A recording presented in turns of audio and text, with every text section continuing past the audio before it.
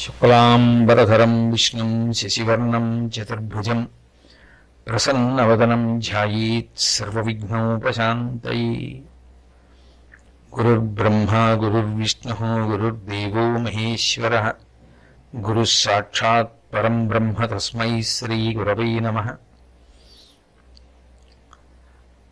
వాగర్ధావివ సంపృక్తౌ వాగర్ధ ప్రతిపత్తయే జగతః పితరౌ వందే పార్వతీ పరమేశ్వరౌ. సూక్తిం సమగ్రయతున స్వయమేవ లక్ష్మీః శ్రీరంగరాజమహిషీ మధురైకటాక్షైః వైదగ్ధ్యవర్ణగుణగుంభనగౌరవైర్యాం ఖండూలకర్ణకుహరాः కవయోధయంతి. హైమోర్ధ్వపుండ్రమజహన్మకుటం సునాసం మందస్మితం మకరకుండలచారుగండం బింబాధరం బహుళదీర్ఘకృపాకటాక్షం శ్రీవేంకటేశముఖమాత్మనిసన్నిధత్తాం. విమలపటీ కమలకుటీ పుస్తకరుద్రాక్షసస్తహస్తపుటీ కామాక్షీ పక్ష్మలాక్షీ కలిత విపంచీ విభాసి వైరించీ.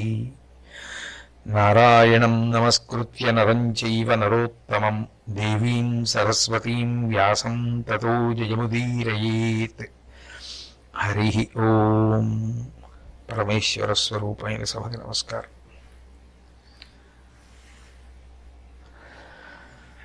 రెండవ రోజు రాత్రి ఈవలి పక్షంలో ఉన్నటువంటి పాండవుల యొక్క సైన్యము పాండవులు, ఆవలి పక్షంలో ఉన్నటువంటి కౌరవ సైన్యము కౌరవులు హాయిగా విశ్రాంతి పొంది నిద్రపోయి మళ్ళీ కావలసినంత ఉత్సాహాన్ని పుంజుకొని మూడవ రోజు యుద్ధానికి సిద్ధపడుతున్నారు. ఆ సిద్ధపడుతున్నటువంటి సమయంలో దుర్యోధనుడు ద్రోణాచార్యుల వారి దగ్గరికి వెళ్ళాడు. ఆవలి పక్షానికి ఆయన సర్వసైన్యాధిపతి కనుక ఆయన దగ్గరికి వెళ్ళి మాట్లాడుతూ, పెనుపారన్ వరమిచ్చితట్లు కడిమిం భీమాగ్రజుండాజి గిట్టిన పట్టంగడు నగ్గమైన ఎడగ్రీడింతిపుడు ఇట్లైన చాలని వాడందురు నిన్ను నన్ను కుటిలాలాపంబులన్ వెర్రి చేసిన నీకైనది ఏమి ఆశ్రిత గుణశ్రేష్ఠుండు వంచునే అని అడిగాడు.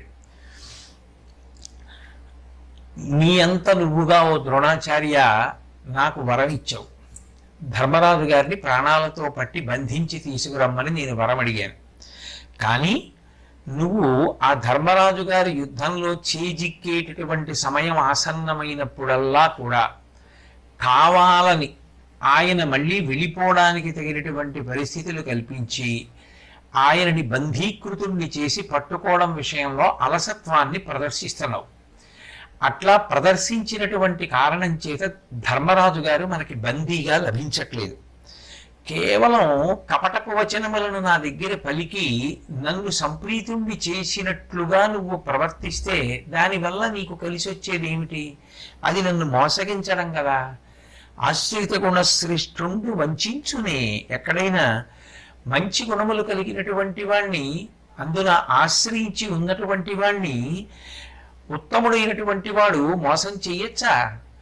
నేను నిన్ను ఆశ్రయించి ఉన్నాను, నిన్ను నమ్మాను, నీకు సర్వసైన్యాధిపత్యం ఇచ్చాను, నీ అంత నువ్వుగా పిలిచి వరం ఇచ్చావు, నేను వరం అడిగాను. దాన్ని నిజం చెయ్యగలిగినటువంటి శక్తి నీకు ఉండి కూడా కేవలం పాండవుల మీద ఉన్నటువంటి పక్షపాత బుద్ధి చేత ఈ యుద్ధం వారికి వ్యతిరేకమైనటువంటి కోణంలో పరిసమాప్తం కావడం ఇష్టం లేక ధర్మరాజు దొరికినప్పటికీ కూడా బంధించకుండా అలసత్వాన్ని ప్రదర్శించి ఆయనకి అవకాశం ఇచ్చి విడిచిపుచ్చేస్తున్నావు అన్నది ఆంతరమైనటువంటి తాత్పర్యంగా ద్రోణాచార్యుల వారి దగ్గర మాట్లాడాడు.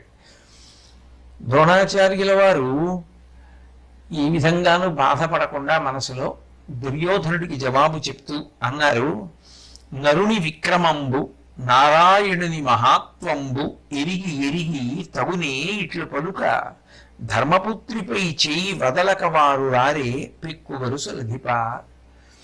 నీకు ఆ అర్జునుడి యొక్క పరాక్రమం గురించి తెలుసు, నారాయణుడైనటువంటి శ్రీకృష్ణ పరమాత్మ యొక్క వైభవం గురించి, ఆయన యొక్క మహత్వం గురించి కూడా నీకు తెలుసు. ఇన్ని తెలిసిన్నటువంటి వాడివి వాళ్ళు ఎన్ని మాటలు నేను ధర్మరాజుని పట్టుకోవడానికి ప్రయత్నం చేస్తుంటే అన్ని మాటలు వాళ్ళు వచ్చి అడ్డుకుని కాపాడుకుంటున్నారన్న విషయం కూడా తెలుసుకున్నవాడివి. అయి ఉండి ఇట్లా నాతో మాట్లాడడం, నా పట్ల పక్షపాతం ఆరోపించడం నీకు తగిన విధంగా ఉందా అని అడిగాడు. అడిగితే దుర్యోధనుడు అన్నాడు, ఎవ్వరినిట్లు చేసదను ఏర్పడచూడుము, నేడు పోరికిం గవ్వడిరాకయుండ తొలగంగుని పోపక జాలువారి, నీవెవ్వరినైనా పంపు ఇది ఏటికి ఉండొక బుద్ధి చేసదే, నవ్వుచు పల్కినంధరణినాథ అసత్యము కలగనేర్చుని అన్నాడు. ఎవ్వరినెట్లు చేసదను ఏర్పడ చూడుము, ఎవరిని ఎలా చెయ్యాలో అది నాకు తెలుసు ద్రోణాచార్య, కాబట్టి ఎవరికి ఏది చెయ్యాలో అది నేను చేస్తాను. ఇవాళ అర్జునుడు యుద్ధానికి రావడానికి వీలు లేకుండా మనం వ్యూహాన్ని రచించవలసి ఉంటుంది. మళ్ళీ ఇవాళ కూడా అర్జునుడు ధర్మరాజు గారికి రక్షణ కల్పించడానికి అవకాశం లేనటువంటి సంకట స్థితిని కల్పించి అర్జునుడిని యుద్ధభూమి నుండి దూరంగా తీసుకుపోయేటటువంటి ప్రయత్నాన్ని మనం కొనసాగించాలి. నీవెవ్వరినైనా పంపు, ఓ ద్రోణాచార్య, అర్జునుడిని యుద్ధభూమి నుంచి దూరంగా తీసుకుపోవడం కోసం నువ్వు ఎవరినైనా పంపించు, ఇది ఏటుకు నుండొక బుద్ధి చేసేది, వేరే విధంగా ఆలోచించడానికి కుదరదు కదా, కాబట్టి ద్రోణాచార్య ఇంకొకలా ఆలోచించవద్దు. నవ్వుచు పల్కినంధరణినాథ అసత్యము కలగనేర్చునే, నేను నవ్వుతూ మాట్లాడుతున్నానని అనుకుంటున్నావేమో, నేను నవ్వుతూ మాట్లాడినా నేను మాట్లాడినటువంటి మాటల్లో మాత్రం ఏ విధమైనటువంటి అసత్యము లేదు సుమా అని అన్నాడు. అది వినగానే సంశప్తకులు వచ్చి, మీకు తెలుసు కదా, అర్జునుడి యొక్క గర్వాన్ని భంగపరచడానికి కానీ యుద్ధం నుంచి దూరంగా తీసుకుపోయి శ్రమ పెట్టి చాలాసేపు మా దగ్గరే ఆయన ఉండిపోయేటట్టుగా చేయడంలో కృతకృత్యులం అవడం విషయంలోనైతేనేమిటి, ధర్మరాజు గారికి అర్జునుడి యొక్క రక్షణ అందకుండా చెయ్యడంలో అయితేనేమిటి, మేము మాత్రమే బాగా ఉపయోగపడగలిగిన వారము అన్న విషయాన్ని నిన్నటి రోజు జరిగినటువంటి యుద్ధంలో నిరూపించుకుని ఉన్నాం. కాబట్టి మళ్ళీ తరిగిపోనటువంటి రీతిలో శస్త్రశస్త్రాలను ప్రయోగం చేస్తూ ఆ భయాన్ని అలాగే నిలబెట్టి యుద్ధం జరిగేటట్టు చూడాలి అంటే, అటువంటి రౌద్రరసము యుద్ధమునందు ఆవిష్కృతము కావాలి అంటే అది మా వలన మాత్రమే సాధ్యమవుతుంది, కాబట్టి మమ్మల్ని పంపించవలసింది అని అడిగారు. దానికి సరేనని చెప్పడం జరిగింది ద్రోణాచార్యుల వారు, దుర్యోధనుడు కూడా. వెంటనే సంశప్తకులు అర్జునుడిని పిలిచి యుద్ధానికి ఆయనని మళ్ళీ ధర్మరాజుకి రక్షణ కల్పించకుండా దూరంగా తీసుకుని పోయారు. ఇలా జరుగుతున్నటువంటి సమయంలో ద్రోణాచార్యుల వారు పద్మవ్యూహాన్ని రచించాడు. ఈ పద్మవ్యూహం అనేటటువంటిది నిజానికి మహాభారతంలో ఒక మహావీరుడి యొక్క మరణానికి కారణమైంది. నిజానికి అది రచించినప్పుడు ద్రోణాచార్యుల వారి యొక్క మనసులో ఉండేటటువంటి ఉద్దేశ్యం ధర్మరాజుని బంధీకృతుణ్ణి చెయ్యాలి అన్నది. ఎందుకంటే దానికి జరిగిన పూర్వాంగం తెలుస్తోందిగా. ఒకవేళ సంస్కృత భారతాన్ని అనుసరించి ద్రోణాచార్యుల వారు ఒక మహావీరుడి యొక్క మరణం ఆ రోజు జరగవలసి ఉంటుంది అని నిర్ణయం చేసినప్పటికీ బాహ్యంలో కథను అనుసరించి మాత్రం ధర్మరాజుని పట్టుకోవడం ప్రధానమైనటువంటి విశేషం. కాబట్టి పద్మవ్యూహాన్ని రచించాడు ద్రోణుడు. ఇప్పుడు అసలు ఆ పద్మవ్యూహంలోకి ప్రవేశించడం ఎలా? అది అందరి వలన సాధ్యమయ్యేటటువంటి విషయం కాదు. అది తెలిసిన్నటువంటి వాడు సుభద్రార్జునుల యొక్క కుమారుడైనటువంటి అభిమన్యుడు ఒక్కడే. అందుకని ధర్మరాజు గారు అభిమన్యుణ్ణి పిలిచి మాట్లాడుతూ అన్నాడు, ఈ యొడ్డు భేదింప నేమెవ్వరము నేరము, అర్జునుండును నీవు అచ్యుతుండు ప్రద్యుమ్నుడును తక్క, పార్థుండు మనలనుల్లాసమాడకుండా నీ లావు మెరపి భేదించి మాకెల్ల ప్రియమునర్పు కుమారా అనవుడు అతడు ఆననాబ్జమలరా, దీని ముఖంబు భేదించు తెరంగు నాకెరిగించే మా తండ్రి, నేను తెరపిసేయ నేర్తు చొచ్చి చించి చెండాడెద మూకలెల్ల చుట్టూ ముట్టినప్పుడు, వెడలునట్టి వెరవు విన దానికేమి నా చొచ్చు నేర్పు బలువు చుడుమధిప అన్నాడు.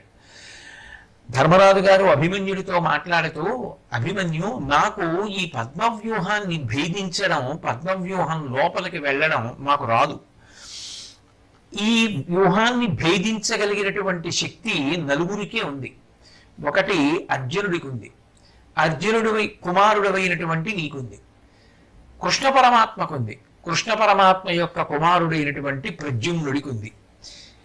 రేపు ఈ యుద్ధంలో మనం పద్మవ్యూహాన్ని భేదించలేక ఉండిపోతే అవతల సంశప్తకులతో యుద్ధానికి వెళ్ళినటువంటి అర్జునుడు తిరిగి వచ్చిన తరువాత మనతో పరిహాసం ఆడతాడు. మీకెవ్వరికీ రాదా, పద్మవ్యూహాన్ని భేదించలేకపోయారా, లోపలికి వెళ్ళలేకపోయారా అంటాడు. కాబట్టి అర్జునుడితో అలా అనిపించుకోకుండా ఉండాలి అంటే ఇప్పుడు నువ్వు తప్ప ఎవరు మమ్మల్ని క్షేమంగా ఉండేటట్టు విజయం సాధించేటట్టు చెయ్యగలరు? పద్మవ్యూహాన్ని భేదించి లోపలికి వెళ్ళడం నీకు వచ్చు కాబట్టి నువ్వు ఈ పని చేస్తే బాగుంటుంది అన్నప్పుడు అభిమన్యుని యొక్క ముఖం విప్పారింది.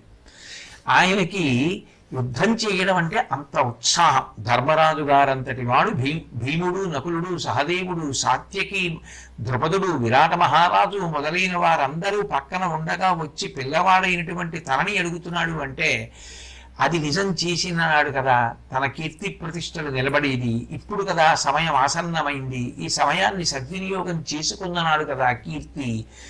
అది అభిమన్యుని యొక్క ఉద్దేశ్యం. అందుకని ఆయన అన్నాడు, బాగా ముఖం వికసించి ధర్మరాజు గారి వంక చూస్తూ, నేను ఈ పద్మవ్యూహాన్ని భేదించగలను, లోపలికి ప్రవేశించగలను. ఎంతమంది సైన్యం చుట్టుముట్టినప్పటికీ వాళ్ళందరినీ నా పరాక్రమంతో, శౌర్యంతో సంహరించగలను, ఓడించగలను, చీల్చి చెండాడగలను.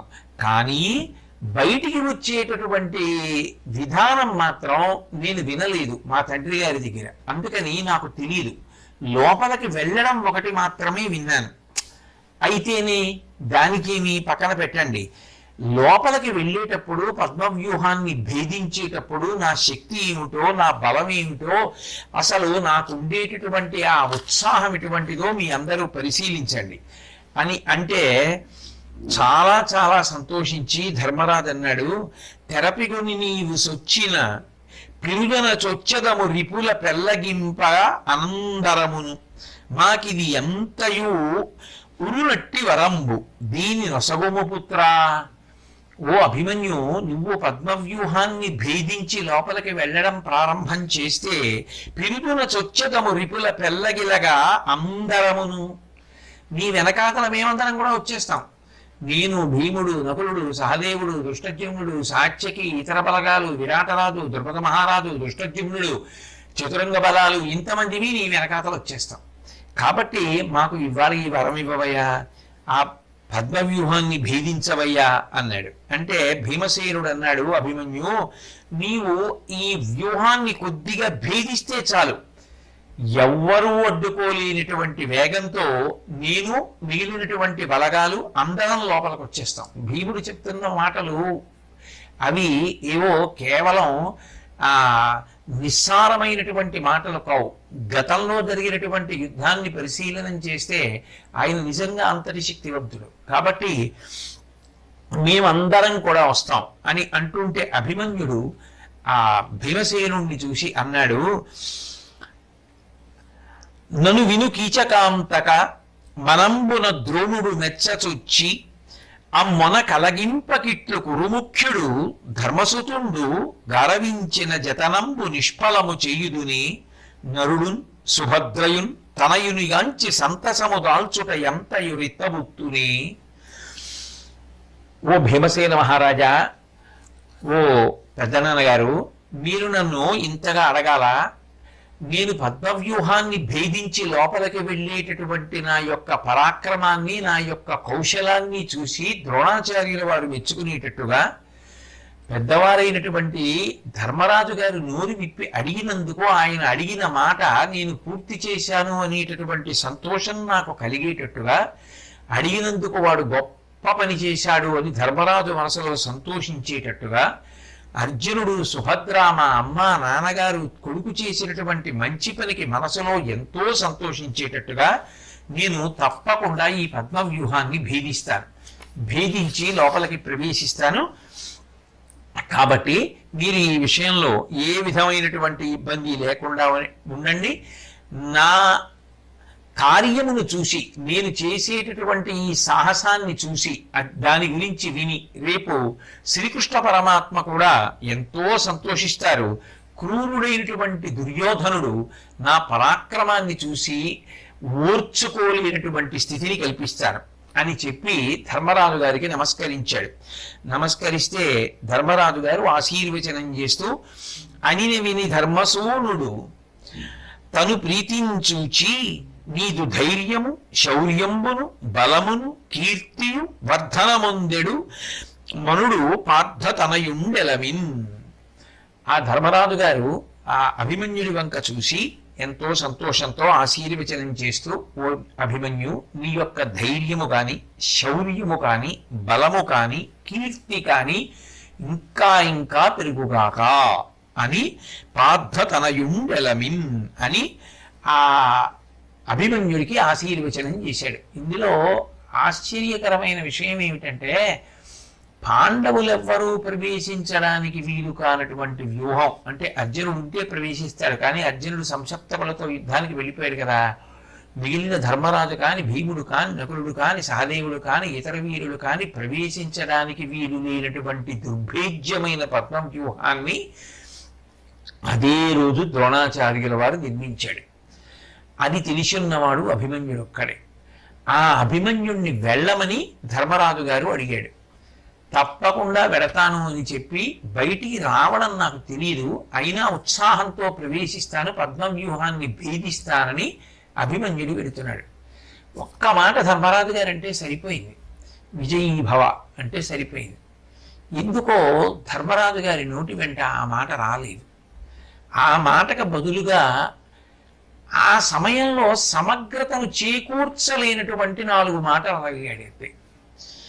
నీ యొక్క శౌర్యము, నీ యొక్క ధైర్యము, నీ యొక్క బలము, నీ యొక్క కీర్తి వర్ధనమును పొందుగాక అన్నాడు. నీలో ఉన్నటువంటి శౌర్యము, బలము, అట్లాగే ధైర్యము, కీర్తి, ఈ 4 పెంపొందుగాక అన్నాడు. అంతేకాని నువ్వు విజయమును పొందదువుగాక, విజయమును పొందితే క్షేమంగా తిరిగి వస్తాడు, నువ్వు విజయమును పొందు అనలేదు.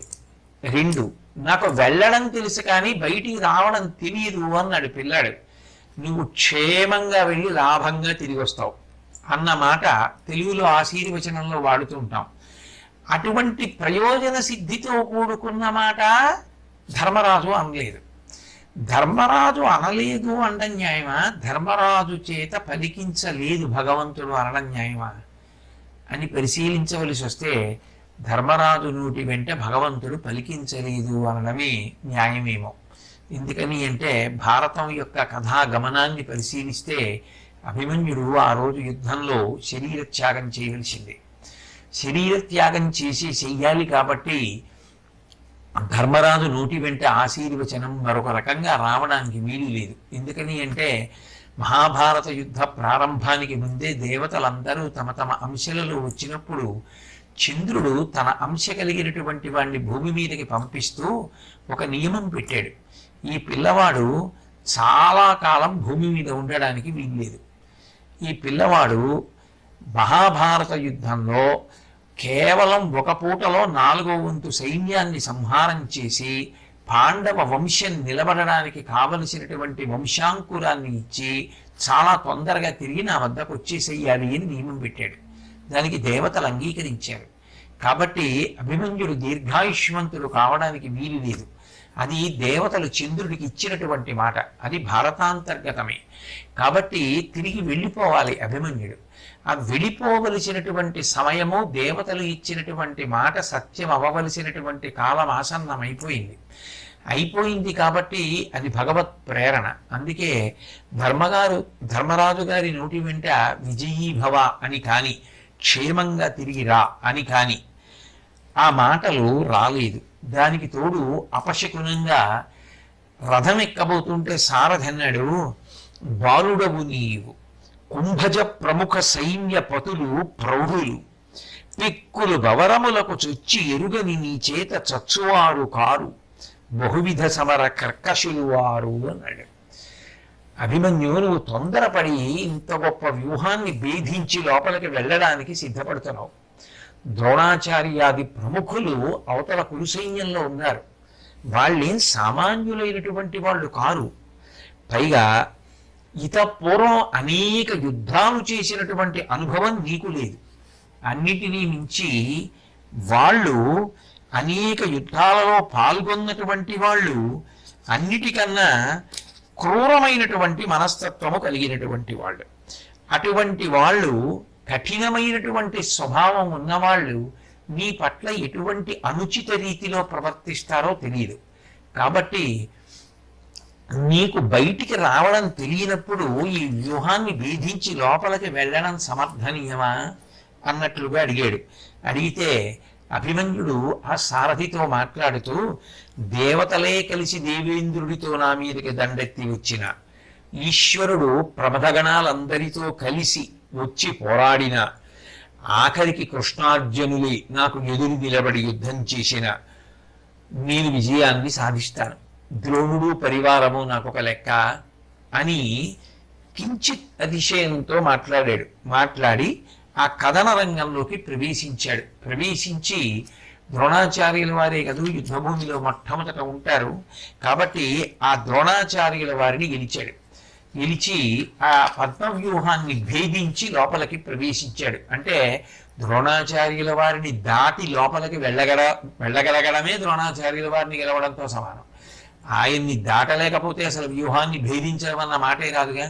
కాబట్టి ఆ ద్రోణాచార్యుల వారిని దాటి భేదించడానికి సాధ్యం కానటువంటి పద్మవ్యూహాన్ని భేదించి మందర పర్వతం సముద్రాన్ని ఎలా కలచివేస్తుందో, కార్చిచ్చు అరణ్యాన్ని ఎలా కాల్చేస్తుందో అలా అభిమన్యుడు యుద్ధంలోకి ప్రవేశించిన దగ్గర నుంచి కూడా అంత భయంకరమైనటువంటి రీతిలో యుద్ధాన్ని ప్రారంభం చేసి ఎదురు వచ్చినటువంటి వారినందరినీ కాకావికలు చేసేసి వాళ్ళ యొక్క చతురంగ బలాల్ని చీల్చి చెండాడి ఎక్కడికక్కడ గుర్రాలు, సారథులు, ఏనుగులు, రథములు పడిపోయేటట్టుగా, ఎముకలు పిండి అయిపోయేటట్టుగా, శరీరములు నుగ్గు అయిపోయేటట్టుగా, మెడలు తెగిపోయేటట్టుగా, శవాలతో యుద్ధభూమి నిండిపోయేటట్టుగా, రక్తము ఏరులై ప్రవహించేటట్టుగా భయంకరమైనటువంటి యుద్ధాన్ని ప్రారంభం చేసి అంత గొప్పగాను ఆ యుద్ధంలో శత్రు సైన్యాన్ని కాకావికలు చేస్తూ ముందుకు వెడుతున్నప్పుడు దుర్యోధనుడు కనపడ్డాడు.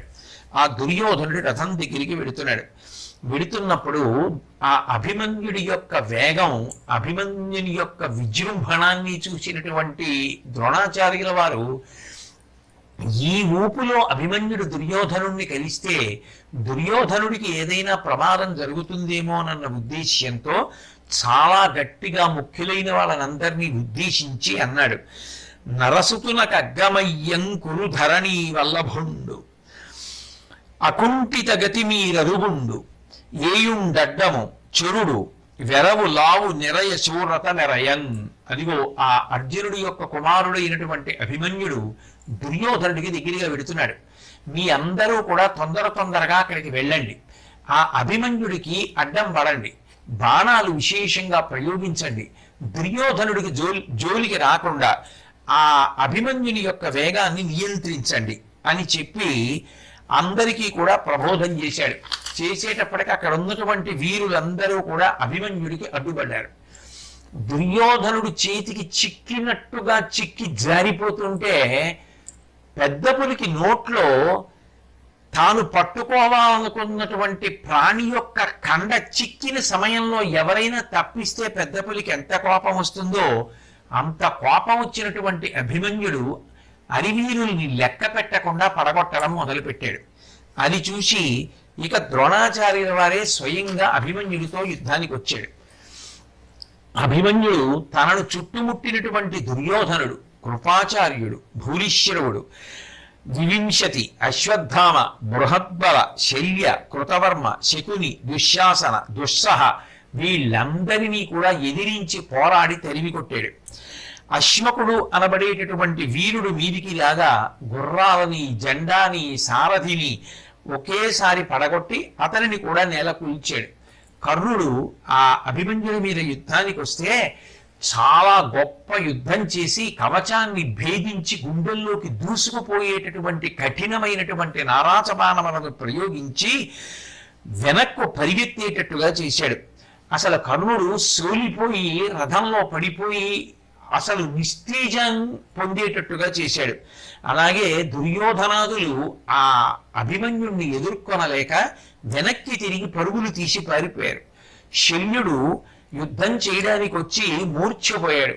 ద్రోణాచార్యుల వారు ఎంత పిలుస్తున్నా సైన్యం యుద్ధానికి రాకుండా పలాయనం చిత్తగించింది. శల్యుడి తమ్ముడు అభిమన్యుణ్ణి ఎదుర్కొన్నాడు. వెంటనే అభిమన్యుడు విశేషమైనటువంటి పౌరుష ప్రతాపాలతో అంత ఉత్సాహంతో చేస్తున్నటువంటి ఆ యుద్ధంలో ఆ శల్యుడి యొక్క తమ్ముడు వస్తున్నటువంటి రథానికి సంబంధించిన సారథిని, జెండాని, గుర్రాల్ని పడగొట్టి ఆ వస్తున్నటువంటి శల్యుడి తమ్ముడి యొక్క 2 చేతులు నరికేసి అతని యొక్క ఆ కంఠం డుళ్ళి కింద పడిపోయేటట్టుగా చేస్తే చుట్టుపక్కల ఉన్నటువంటి రాజులందరూ కూడా భయపడిపోయి చెల్లాచెదరైపోయి పారిపోయారు. ఆ చెల్లాచెదరైపోయినటువంటి సైన్యం ఎటు పారిపోవడానికి వీలు లేకుండా తన రథాన్ని గుండ్రంగా తిప్పుతూ వాళ్ళందరినీ కూడా హింసించాడు. అభిమన్యుడు చేస్తున్నటువంటి యుద్ధాన్ని చూసి కౌరవ పక్షంలో ఉన్నటువంటి వీరులందరూ హడిలిపోతుంటే ద్రోణాచార్యుల వారు మాత్రం నిజానికి మనసులో ఎంతో సంతోషించాడు. తనకి ప్రియ శిష్యుడైనటువంటి అర్జునుడి యొక్క కుమారుడైనటువంటి అభిమన్యుడు తండ్రిలాగే ఇంత గొప్ప యుద్ధం చేయడం చూసి పరమానందాన్ని పొందాడు. ఆ సంతోషంలో ద్రోణాచార్యుల వారు కృపాచార్యుల వారితో చెప్పుతున్నట్లుగా నటిస్తూ దుర్యోధనుడు వినాలి అని తమ్ములు, అన్నలు, చెలులు, తండ్రులు, మామలు, భృత్యులు ప్రమోదమ్మున తేలనిట్లు బడి తాకెడుని విజయాత్మజుండు ఘోటమ్ములు కుంజరమ్ములు పడల్పడా తేలులు నుగ్గుగాగా నా నమ్మిన యోధవీరులు వినాశము భంగమునందనొక్కడు. ఓ కృపాచార్య, చూశావా అసలు ఆ అర్జున కుమారుడైనటువంటి అభిమన్యుడి యొక్క గొప్ప యుద్ధం.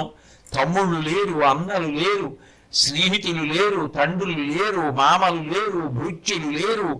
అందరినీ ఆ చంపేటప్పుడు కూడా ప్రమోదమున ఎంతో సంతోషంతో యుద్ధం అంటే ఒక క్రీడ ఆడుతున్నట్టుగా అంతా ఆనందంతో ఆ అర్జునుడి కొడుకు అయినటువంటి అభిమన్యుడు ఎలా చల్లాచెదరు చేసేస్తున్నాడో చూశావా?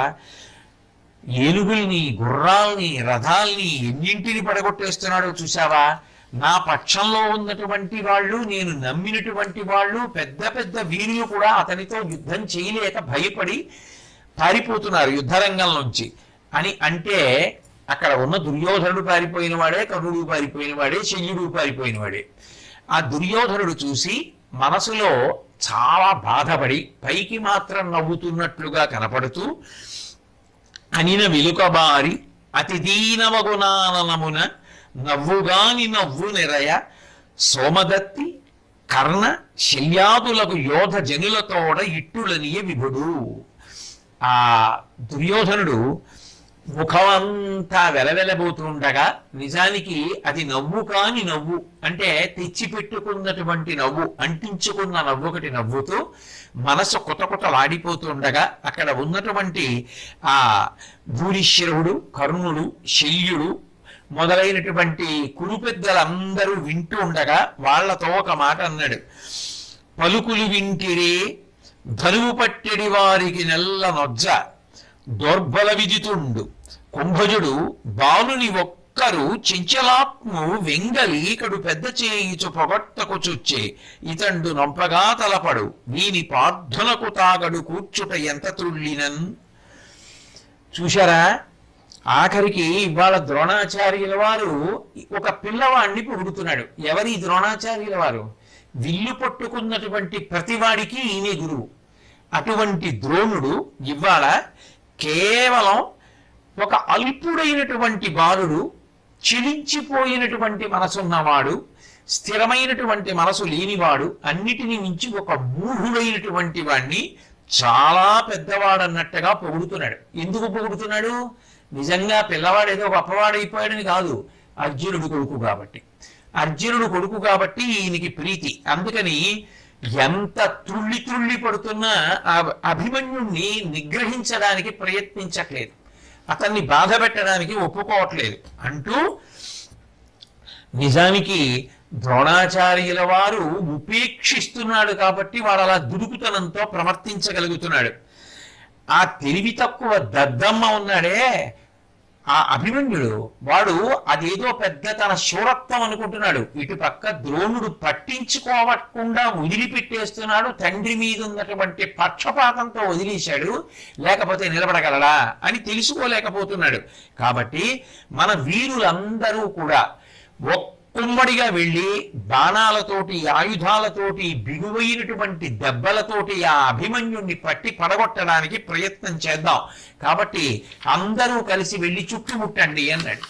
ఎప్పుడు ద్రోణుడి మీద పడి ఆడవడమే గాని దుర్యోధనుడు తనంత తానుగా చేసి సాధించగలిగినటువంటి ప్రజ్ఞ కనపడదు. కాబట్టి వెంటనే దుశ్శాసనుడు అన్నాడు, మీ అందరెందుకు, నేను ఒక్కడిని చాలు, నేను ఒక్కడిని వెళ్ళి చంపేస్తాను. నేను ఈ అభిమన్యుణ్ణి నియంత్రిస్తే అప్పుడు ఆ వార్త శ్రీకృష్ణుడికి అర్జునుడికి చేరుతుంది. అప్పుడు అభిమన్యుడు చనిపోయాడు అనేటటువంటి మాట విన్న తర్వాత వాళ్ళిద్దరి యొక్క ఆవేశం చల్లబడిపోతుంది. ఇది తట్టుకోలేక శ్రీకృష్ణుడు అర్జునుడు మరణిస్తారు. దానితో మన పగ కూడా చల్లారిపోతుంది అని దుశ్శాసనుడు అభిమన్యుడి మీదకి యుద్ధానికి వెళ్ళాడు. కానీ అభిమన్యుడు చేసినటువంటి గొప్ప యుద్ధంలో ఆ దుశ్శాసనుడు చచ్చిపోయిన వాడు ఎలా పడిపోతాడో అలా రథంలో పడిపోతే ఆ రథాన్ని సారథి యుద్ధభూమి నుంచి దూరంగా తీసుకుపోయి ఆ దుశ్శాసనుడిని రక్షించాడు. అట్లాగే ఆ కర్ణుడు మళ్ళీ యుద్ధానికి వస్తే ఆ కర్ణుడు విశేషంగా అలిసిపోయేటట్టుగా ఆ కర్ణుడితో అభిమన్యుడు యుద్ధం చేశాడు. కర్ణుడు బాగా అలిసిపోయాడు అన్న విషయాన్ని తెలుసుకున్నటువంటి కర్ణుని యొక్క తమ్ముడు అభిమన్యుడితో యుద్ధానికి వచ్చాడు. వెంటనే ఒక బల్యం ఒక దాన్ని తీసుకుని అభిమన్యుడు ఆ కర్ణుడి యొక్క తమ్ముడి శిరస్సుని ఛేదించాడు. ఆ కర్ణుడి వెళ్ళిన వైపు అభిమన్యుడు తన రథాన్ని తోలుకుంటూ వెళ్ళి పట్టుకోవడానికి ప్రయత్నిస్తే కర్ణుడు దొరకకుండా పారిపోవలసి వచ్చింది యుద్ధరంగాన్ని విడిచిపెట్టి. వీరులందరూ పరుగులు పెట్టి పారిపోయారు. ఆఖరికి ద్రోణాచార్యుల వాడు గొంతెత్తి అరవవలసి వచ్చింది. వీరులందరూ యుద్ధభూమిని విడిచిపెట్టి ఎందుకు పారిపోతున్నారు, ఆగండి, ఎవ్వరూ రారే, ఎంత పిలిచినా వెనక్కి తిరిగి చూడరే, ఇటువంటి పరిస్థితి చాలా భరించరానిది కదా, మీరందరూ ఎందుకు రారు అని ద్రోణాచార్యుల వారు అరుస్తూనే ఉన్నాడు. అందరూ పారిపోతూనే ఉన్నారు. అసలు నిజానికి అభిమన్యుడు పద్మవ్యూహాన్ని భేదించడం మొదలుపెట్టినప్పుడు వెనకాతల మిగిలినటువంటి పాండవులు అర్జునుడు తప్ప ధర్మరాజు, భీముడు, నకులుడు, సహదేవుడు మిగిలినటువంటి బలగాలు రావాలి. కానీ అభిమన్యుడు ముందుకు వెళ్ళిపోయాడు. మిగిలిన బలగములు రాలేదు. ధర్మరాజు రాలేదు, భీముడు రాలేదు, నకులుడు రాలేదు, సహదేవుడు రాలేదు, పాండవ బలం ఏదీ లోపలికి రాలేదు. అభిమన్యుడు ఒక్కడే లోపలికి వెళ్ళాడు. ఎందువలన అంటే సైంధవుడు అడ్డుపడ్డాడు. ఎవరి సైంధవుడు అంటే మీరు ఒక్కసారి జ్ఞాపకం చేసుకుంటే ఆరణ్య పర్వంలో జరిగినటువంటి కథ జ్ఞాపకానికి వస్తుంది.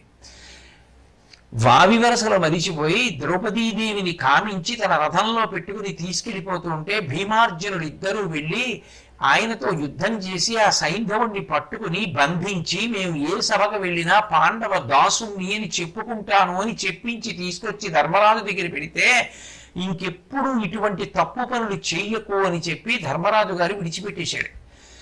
ఒక్కొక్క వ్యక్తి జీవితంలో తప్పు చేస్తే దిద్దుకుంటాడు. ఒక్కొక్క వ్యక్తి ఇంకొకసారి మనం అటువంటి తప్పు చెయ్యకూడదు అని నిర్ణయించుకొని సాధు జీవనాన్ని పొందుతాడు. రెండూ కాదు, సైంధవుడు పరమేశ్వరుడు గురించి తపస్సు చేశాడు. పరమేశ్వరుడు ప్రత్యక్షమై ఏం కావాలని అడిగాడు.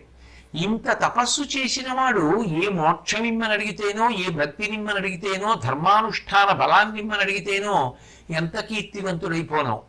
పాండవులందరినీ గెలిచేటటువంటి శక్తిని ఇమ్మని అడిగాడు. పాశుపతాస్త్రాన్ని నేనే అర్జునుడికి ఇచ్చాను. అతను నరనారాయణులలో ఒకడు, భూభారాన్ని తగ్గించడానికి వచ్చిన వారు.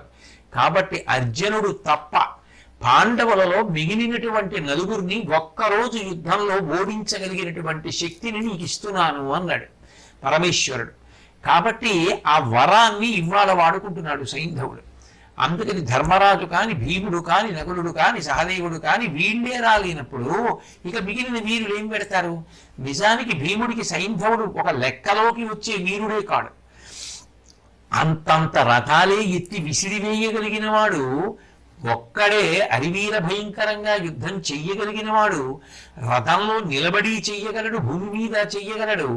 అంత శక్తివంతుడైన వాడు ఇంతమంది వీరులతో కలిసి లోపలికి రాలేకపోయాడు అంటే అది కేవలంగా సైంధవుడికి పరమేశ్వరుడు ఇచ్చినటువంటి వరం కారణం చేత ఆ రోజున సైంధవుడు అలా నిగ్రహించగలిగాడంతే. ఇదంతా ఎందుకు జరుగుతోంది అని ఆలోచించినప్పుడు భగవంతుడు నిర్మించినటువంటి వ్యూహం అమలవుతోంది. ఆ రోజున అభిమన్యుడు వెళ్ళిపోవాలి. వీళ్ళందరూ లోపలికి వెళ్ళారనుకోండి, అభిమన్యుడికి సహాయం అందించగలిగారనుకోండి, అభిమన్యుడిని నిర్జించడం ఎవరికీ సాధ్యం కాదు. అందుకే లోపలికి వెళ్ళలేకపోయారు. ఒకవేళ అభిమన్యుడు అసలు పద్మవ్యూహాన్ని భేదించేటటువంటి సమయంలో అప్పుడే సైంధవుడు అక్కడ ఉండి ఉంటే ఏమయ్యేది అన్నది ఊహించడానికి వీలు లేకుండా సైంధవుడు ఆ సమయంలో లేడు. అభిమన్యుడు లోపలికి వెళ్ళిపోయాడు. పాండవులు వెళదామనుకునే వేళటికి సైంధవుడు అడ్డొచ్చాడు. ఇంత కష్టపడి చేసిన తపస్సు వల్ల పరమేశ్వరుడి నుండి పొందినటువంటి వరప్రభావం దేనికి పనికొచ్చాయి అంటే సైంధవుడికి అపకీర్తి మూట కట్టుకోవడానికి, దిక్కుమాలిన చావు చావడానికి పనికొచ్చాయి. అందుకే సరి అయిన రీతిలో బుద్ధి బలాన్ని ఉపయోగించుకోకుండా ప్రవర్తించే వాళ్ళ యొక్క జీవితాలు ఎలా ఉంటాయో చెప్పడానికి భారతంలో సైంధవుడి యొక్క కథ ఒక సామెతగా మిగిలిపోయింది. సైంధవుడిలా అడ్డుపడ్డాడు రా అంటారు. కార్యాన్ని చెడగొట్టడానికి పనికొచ్చాడు. ఒక పిల్లవాడి ప్రాణం కథాపరంగా పోవడానికి పనికొచ్చాడు. కాబట్టి ఆ సైంధవుడు అడ్డొచ్చాడు. ఎంత పెద్ద గాలి వీసినా కొండ ఎలా కదలదో ఆ రోజున సైంధవుడికి అటువంటి బలం వచ్చేసింది. ఆ వచ్చేయడంలో ఆ సైంధవుడిని పాండవులు కాని ఇతర వీరులు కాని సైన్యం కాని ఏమీ చేయలేకపోయింది. పాండవులందరినీ కూడా నిగ్రహించేశాడు. అట్లా పాండవులందరూ బయట నిలబడిపోయారు. నిలబడిపోతే అందవలసినటువంటి సహకారం యువతల ఈ అభిమన్యుడికి అందలేదు. లోపల ఒక్క అభిమన్యుడే యుద్ధం చేస్తున్నాడు. శల్యుడి కొడుకు రుక్మరథుడు అభిమన్యుడితో యుద్ధానికి వస్తే అభిమన్యుడి చేతిలో మరణించాడు. అలాగే దుర్యోధనుడి కుమారుడైనటువంటి లక్ష్మణ కుమారుడు అభిమన్యుడితో యుద్ధానికి వచ్చి అభిమన్యుడి చేతిలో మరణించాడు. సహజంగా దుర్యోధనుడి యొక్క పగ పెరిగిపోవడానికి, దుర్యోధనుడి యొక్క హృదయం ఆక్రోశించడానికి ఇది కారణం అవుతుంది. అలాగే బృహద్బలుడు అనబడేటటువంటి ఒక మహావీరుణ్ణి అభిమన్యుడు ఆ హృదయాన్ని చీల్చి చంపేశాడు. అట్లాగే కర్ణుడు మళ్ళీ వచ్చి అభిమన్యుణ్ణి ఎదుర్కొంటే అతడి చెవి కొనకి ఉండేటటువంటి కర్ణికలకి ఆ చెవి కొనకి తగిలేటట్టుగా కర్ణికలు అనబడేటటువంటి బాణములను ప్రయోగించాడు. అంత గొప్ప యుద్ధం కర్ణుడితో చేశాడు. కర్ణుడి యొక్క దళపతులు 6 మంది ఎదుర్కొంటే 6 దళపతుల్ని సంహరించాడు. జరాసంధుని యొక్క కుమారుడైనటువంటి అశ్వంతకుడు అనబడేటటువంటి వాడు అభిమన్యుడితో యుద్ధం చేస్తే అతన్ని చంపేశాడు. దుశ్శాసనుడి కొడుకు ఆ అభిమన్యుడితో యుద్ధానికి వస్తే ఇప్పుడే నీ తండ్రి దుశ్శాసనుడు నాతో యుద్ధానికి వచ్చి ఓడిపోయి చనిపోయిన వాళ్ళ రథంలో పడితే ఆ సారథి దూరంగా తీసుకుపోయాడు, నువ్వు వచ్చావా అని చెప్పి ఆ దుశ్శాసనుడి కొడుకుని కూడా అదే విధంగా ఆ రథం మీద పడిపోయేటట్టుగా భయంకరమైనటువంటి యుద్ధం చేశాడు. ఆ తర్వాత కర్ణద్రోణులు ఇద్దరూ కూడా కలిసి వచ్చి యుద్ధం చేస్తున్న నిగ్రహించడం సాధ్యం కానటువంటి పరమాద్భుతమైనటువంటి యుద్ధం చేస్తుంటే కర్ణుడు ద్రోణాచార్యుల వారి దగ్గరికి వెళ్ళాడు.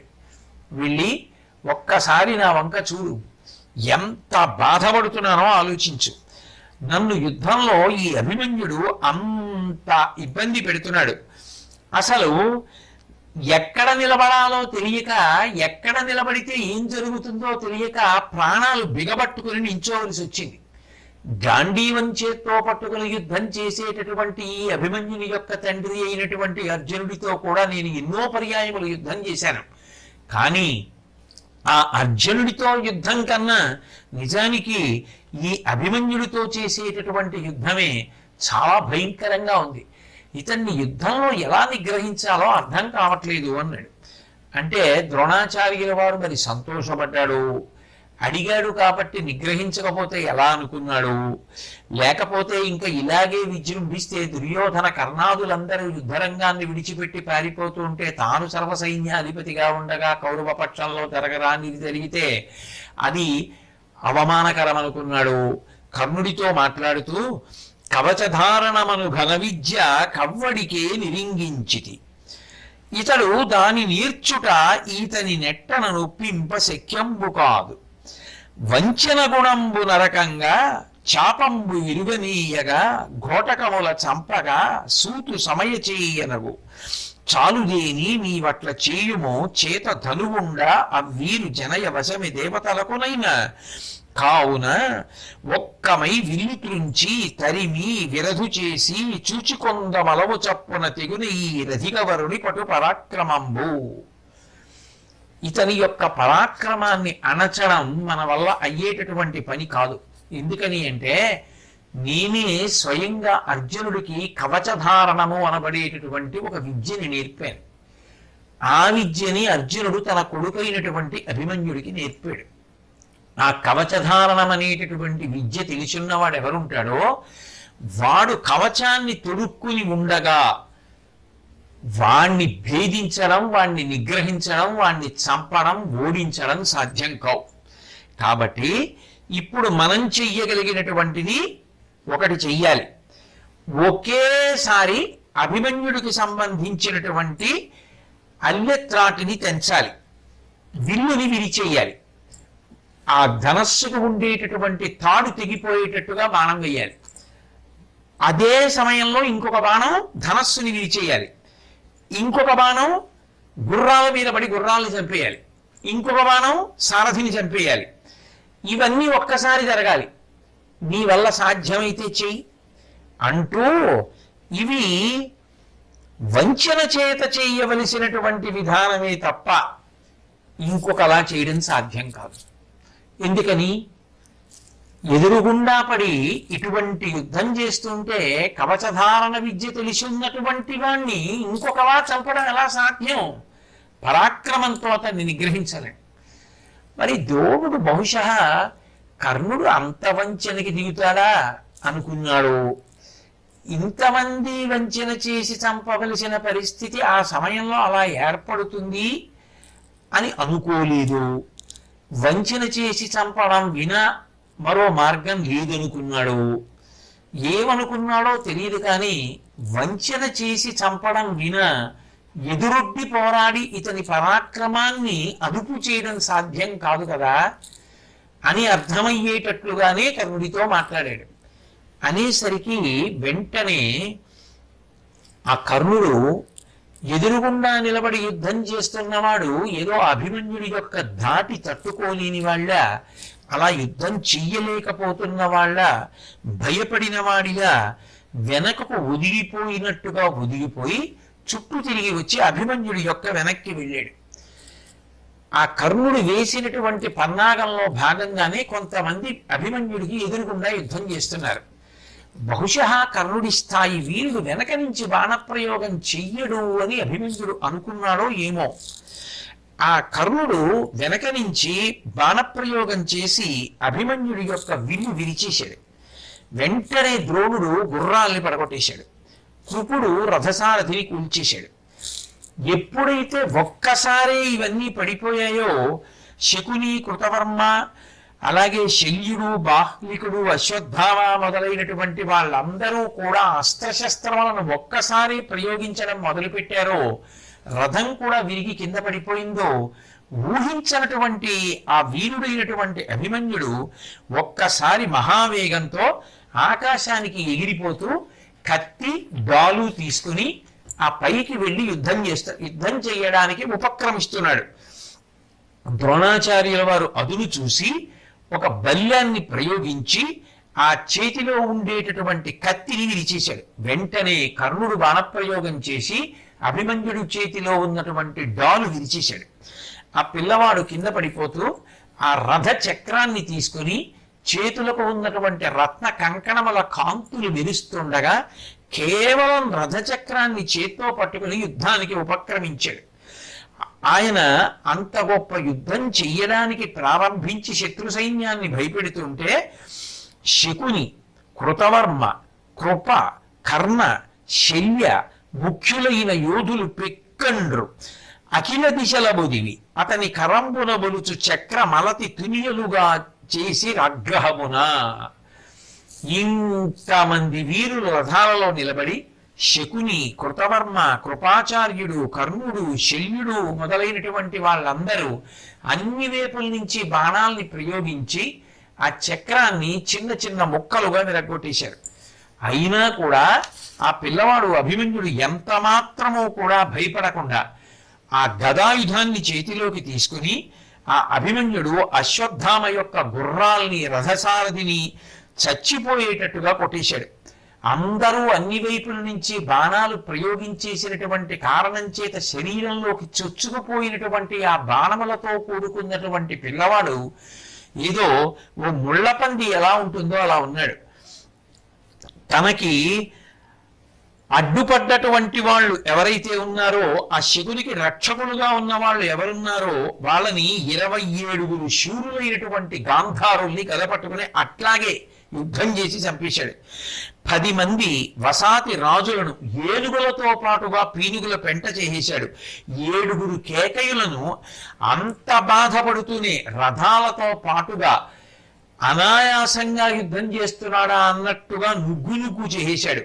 ఇంతలో మళ్ళీ దుశ్శాసనుడి యొక్క కుమారుడు వేరొక రథాన్ని సిద్ధం చేసుకుని రథం ఎక్కి అభిమన్యుడితో యుద్ధానికి వచ్చాడు. అప్పుడు అన్నదమ్ముల పిల్లలిద్దరూ కూడా గదలు తీసుకుని భయంకరమైనటువంటి యుద్ధం చేశారు. యుద్ధం చేస్తే ఆ చిట్ట యుద్ధంలో ఇద్దరూ కూడా ఒకేసారి ప్రాణములను విడిచి నేల మీద పడిపోయారు. ఆ విధంగా పాండవుల యొక్క సహాయం అందక ఆ అభిమన్యుడు పద్మవ్యూహంలో ఆ వంచనతో కూడుకున్నటువంటి యుద్ధంలో కన్ను మూశాడు. ధర్మరాజు గారు విశేషమైనటువంటి శోకాన్ని పొందాడు. అట్లాగే భీముడు, నకులుడు, సహదేవుడు, మిగిలిన వీరులందరూ కూడా ఎంతో శోకాన్ని పొందారు. అటువంటి శోకాన్ని పొంది ఉన్నటువంటి సమయంలో వేదవ్యాస భగవానుడు అరుదించి నారదుడు చెప్పినటువంటి ఉపాఖ్యానాల్ని ఉటంకిస్తూ అసలు మృత్యుదేవత ఈ భూమి మీదకి ఎందుకొచ్చి భూభారాన్ని తగ్గించవలసినటువంటి పరిస్థితి ఉత్పన్నమైంది అన్న దగ్గర ప్రారంభం చేసి అనేక మంది యొక్క రాజుల యొక్క కథలు చెప్తూ ఆ ధర్మరాజు గారి యొక్క మనసు కుదుట పడేటట్టుగా చేసి కొంత ఉపశాంతి పొందేటట్టుగా చేశాడు. ఎంత ఉపశాంతి పొందినా అర్జునుడు సంశప్తకులతో యుద్ధాన్ని పూర్తి చేసి తిరిగి వచ్చి నా కుమారుడు మరణించాడా, ఎందుకు అటువంటి క్లిష్ట పరిస్థితి ఏర్పడినప్పుడు నాకు కబురు చెయ్యలేదు అని అడిగితే ఏం చెప్పాలి అర్జునుడికి అని సతమతమైపోయాడు ధర్మరాజు. ఇది నిజంగా మహాభారతంలో కీలకమైనటువంటి విషయమే. ఎందుకని అంటే ఒక పక్క భగదత్తుడు సుప్రతీకమనేటటువంటి ఏనుగుతో 2వ రోజు ద్రోణాచార్యుల వారి సర్వసైన్యాధిపత్యంలో యుద్ధం జరుగుతున్నప్పుడు అది తెలుసుకున్నటువంటి అర్జునుడు సంశప్తకుల్ని 2 మాటలు వెనక్కి వెళ్ళి మరల్చి మళ్ళీ వచ్చి ఆ పాండవుల్ని కాపాడాడు. ఆ భగదత్తుణ్ణి సంహరించాడు, సుప్రతీకాన్ని సంహరించాడు. నిజానికి సంశప్తకులతో యుద్ధం చేస్తున్నటువంటి అర్జునుడి దగ్గరికి ఆకాశ మార్గాన వెళ్ళగలిగినటువంటి ఘటోత్కచుడు వంటి వారు ధర్మరాజు దగ్గర ఉన్నారు. ఉన్నప్పుడు ఒక్క కబురు పంపించి ఉంటే అర్జునుడు వెంటనే వచ్చి ఉండేవాడు, ఏం జరిగేదో పద్మవ్యూహాన్ని భేదించేవాడు, లోపలికెళ్ళి కొడుకుని రక్షించుకునేవాడు. లేదు కొడుకుని ఇంతమంది కపటంతో పడగొట్టిన విషయం లోపలికి వెళ్ళాక తెలిస్తే ఆ రోజుతోనే భారత యుద్ధం అయిపోయేదో, ఎట్లా ఉండేదో. మరి ఈశ్వర నిర్ణయం ఎంత ఆశ్చర్యకరమో తెలియదు. అందుకే అసలు అటువంటి కబురు ఒకటి పంపిద్దామని ఎందుకో ధర్మరాజు గారికి అనిపించలేదు, భీముడు కనిపించలేదు, నకుల సహదేవులకు అనిపించలేదు. పద్మవ్యూహం ముందు సైంధవుడు మనం ఆపడం ఏమిటి, ఇంత ఆగిపోయిన లోపల పిల్లవాడు ఒక్కడున్నాడు కదా, ఎందుకైనా మంచిది అర్జునుడికి కబురు చేస్తే. వ్యూహాన్ని భేదించగలిగిన కృష్ణార్జునుడు ఇద్దరు ఉన్నారు కదా, పైగా కృష్ణుడికి ఈ కబురు అందితే కృష్ణుడు వెంటనే అభిమన్యుడి యొక్క రక్షణకి ఏదో ఒక చర్య తీసుకుంటాడు కదా అన్న ఆలోచన రాకపోవడం ఆశ్చర్యం. ఇప్పుడు అర్జునుడు వచ్చి అడిగితే ఏం చెప్పాలి? అది ధర్మరాజు గారిని పట్టుకున్నటువంటి పెద్ద సమస్య. నిజానికి ఇవన్నీ అలాగే జరగాలి అని ఈశ్వర నిర్ణయం. లేకపోతే అక్కడ భగదత్తుడు విజృంభిస్తున్నాడు, సుప్రతీకం విజృంభిస్తోంది. భగదత్తుడు వేసినటువంటి వైష్ణవాస్త్రాన్ని తాను తప్ప వేరొకరు ఎదుర్కొనలేరు. ఇన్ని విషయాలు తెలిసినవాడు, ఇంత కాపాడినవాడు, ఇంతటి పరమాత్మ కృష్ణ భగవానుడికి తెలియదా ఇక్కడ అభిమన్యుడు మరణిస్తున్నాడని? ఆయనకి తెలియకపోవడం అనేటటువంటిది మహాభారతంలో ఉంటుందనుకోవడం అమాయకత్వం. అయినా జోక్యం చేసుకోలేదు అంటే, నేను పూర్వం మనవి చేసినట్టుగా దేవతలందరూ చంద్రుడికి ఇచ్చినటువంటి మాట, నీ కుమారుడు ఒకరోజు సగంలో పావు వంతు సైన్యాన్ని నశింపచేసి మళ్ళీ నీ దగ్గరికి వచ్చేస్తాడు అని వరం ఇచ్చారు. చాలా కాలం భూమి మీద ఉండడానికి వీలు లేదు అభిమన్యుడు. పాండవ వంశాంకురమైనటువంటి పరీక్షిత్తునిచ్చి వెళ్ళిపోవాలి. అందుకే ఉత్తరాగర్భంలో పరీక్షిత్ అభిమన్యుడు వలన పుట్టాడు. అభిమన్యుడు వెళ్ళిపోవాలి. అందుకే దేవతలు ఇచ్చిన మాట నిలబడాలి, జరగవలసిన కార్యం జరిగిపోవాలి. అందుకే ఆ సంశప్తకులు రెండో రోజు కూడా అర్జునుడిని దూరంగా తీసుకుపోవడం ఏమిటి? భీముడికి కానీ, ధర్మరాజుకి కానీ, నకులుడికి కానీ, సహదేవుడికి కానీ అసలు కబురు అర్జునుడికి పంపిద్దామనేటటువంటి ఆలోచనే రాకపోవడం ఏమిటి? కృష్ణ పరమాత్మ రక్షించకపోవడం ఏమిటి? ధర్మరాజు విజయీభవ అనకపోవడం ఏమిటి? బయలుదేరుతుంటే సారథి అటువంటి మాటలు చెప్పడం ఏమిటి? అదే రోజున ద్రోణాచార్యుల వారు పద్మవ్యూహాన్ని రచించడం ఏమిటి? సైంధవుడు ఈశ్వరవరంతో ఈ నలుగురికి అడ్డుపడడానికి ఆ నలుగురే ఆ రోజున యుద్ధానికి రావడం ఏమిటి? అంటే ఇది మానవులందరూ చేసేటటువంటి ప్రయత్నం కాదు, దీని వెనక భగవంతుడు ఉన్నాడు. భగవంతుడు దేవతలందరూ చంద్రుడికి ఇచ్చినటువంటి మాట నిలబడడానికి వీలుగా కార్యాన్ని నిర్వహిస్తున్నాడు అన్న విషయం మనందరికీ కూడా అర్థమవుతుంది. కాబట్టి అర్జునుడు అడవులను కాల్చేసేటటువంటి కార్చిచ్చు ఎలా కాలుస్తుందో అలా సంసప్తకుల యొక్క సైన్యాన్ని అంతటినీ కూడా నశింపచేసి తిరిగి పాండవ శిబిరములకు వస్తున్నాడు. వస్తుంటే ఎక్కడ చూసినా దుశ్శకనములు కనపడుతున్నాయి. ఎందుకో మనసు చిదిరిపోతోంది, శరీరం స్తంభించిపోతోంది. ఒకవేళ సామాన్యుడు కాని ద్రోణాచార్యుడు ధర్మరాజు గారికి ఏమైనా ఆపద తీసుకొచ్చాడా ఏమి? ఏదైనా అమంగళ వార్త వినబోతున్నానా అని వస్తుంటే శిబిరాలలో ఉన్న జనం పాలిపోయినటువంటి మొగాలతో ఉన్నారు తప్ప ఎవ్వరూ మాట్లాడటం లేదు.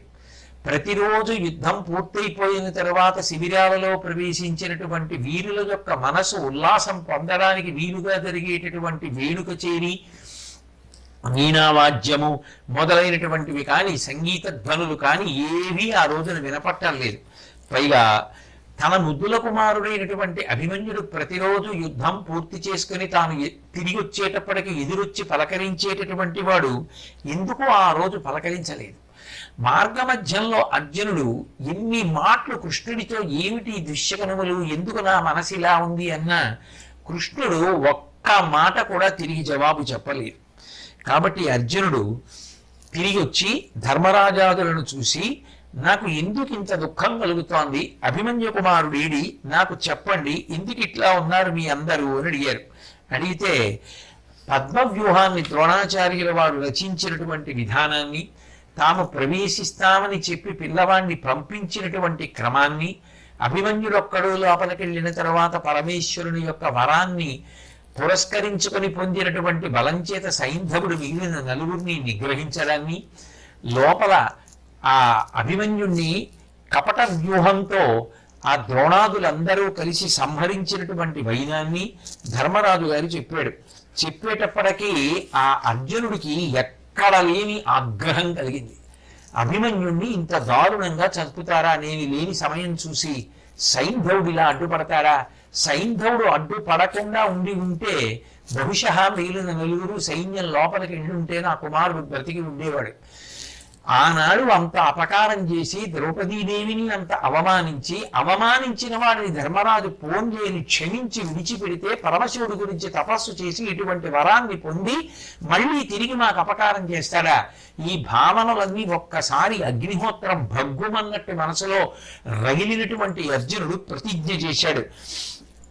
వినుడి నాదు ప్రతిజ్ఞ, నీవు నిఖిలోర్వీనాథులు సింధురాజు అవశ్యంబును ఎల్లి చంపుదు భయస్తుండై నినుంచొచ్చినన్ వనజాక్షున్ శరణంబు వేడినను గర్వం వేది నన్ను తగం కనినన్ పోరుదొరంగిపోయిన నిరుంగంగాని సత్యవ్రత.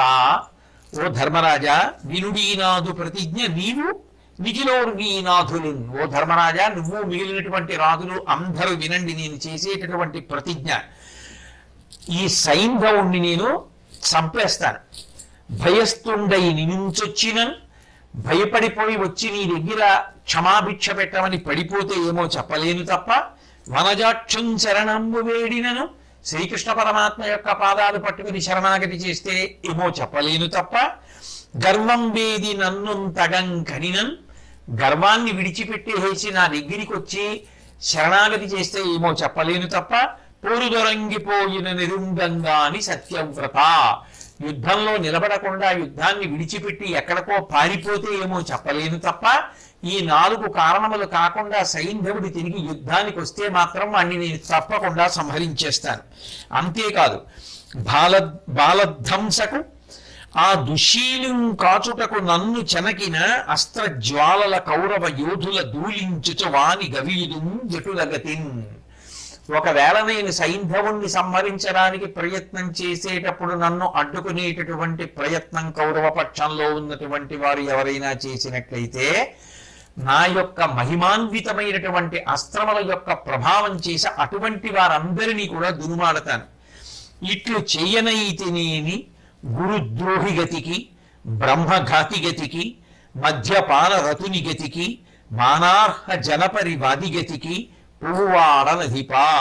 నేను కానీ ఆ విధంగా సైంధవుణ్ణి సంహరించకపోతే గురుద్రోహం చేసినటువంటి వాడికి ఎటువంటి భయంకరమైన స్థితి కలుగుతుందో, బ్రహ్మహత్య చేసిన వాడికి ఎటువంటి దుర్గతి కలుగుతుందో, మద్యాన్ని త్రాగడంలో ఆసక్తి కలిగినటువంటి వాడికి ఎటువంటి దుర్గతి కలుగుతుందో, అట్లాగే గౌరవానికి మర్యాదకి పాత్రుడైనటువంటి వాడిని పట్టుకుని నిందిస్తే ఎటువంటి పాపం కలుగుతుందో అటువంటివన్నీ నన్ను చుట్టుకునుగాక అని చెప్పి శపథం చేసి, అనిమిష దైత్యకిం పురుషులాదిగనెవ్వరు వచ్చి కాచినందునుముతు నిల్లి సైంధవుని తోయిజమిత్రుడు కృంకకుండు మున్న నరవరేణ్య ఈ తెలుగు నా కొనరింపగ రాకయున్న నేనలము చొచ్చువాడ నువ్వులందరూ చూడక గండివంబుతోన్.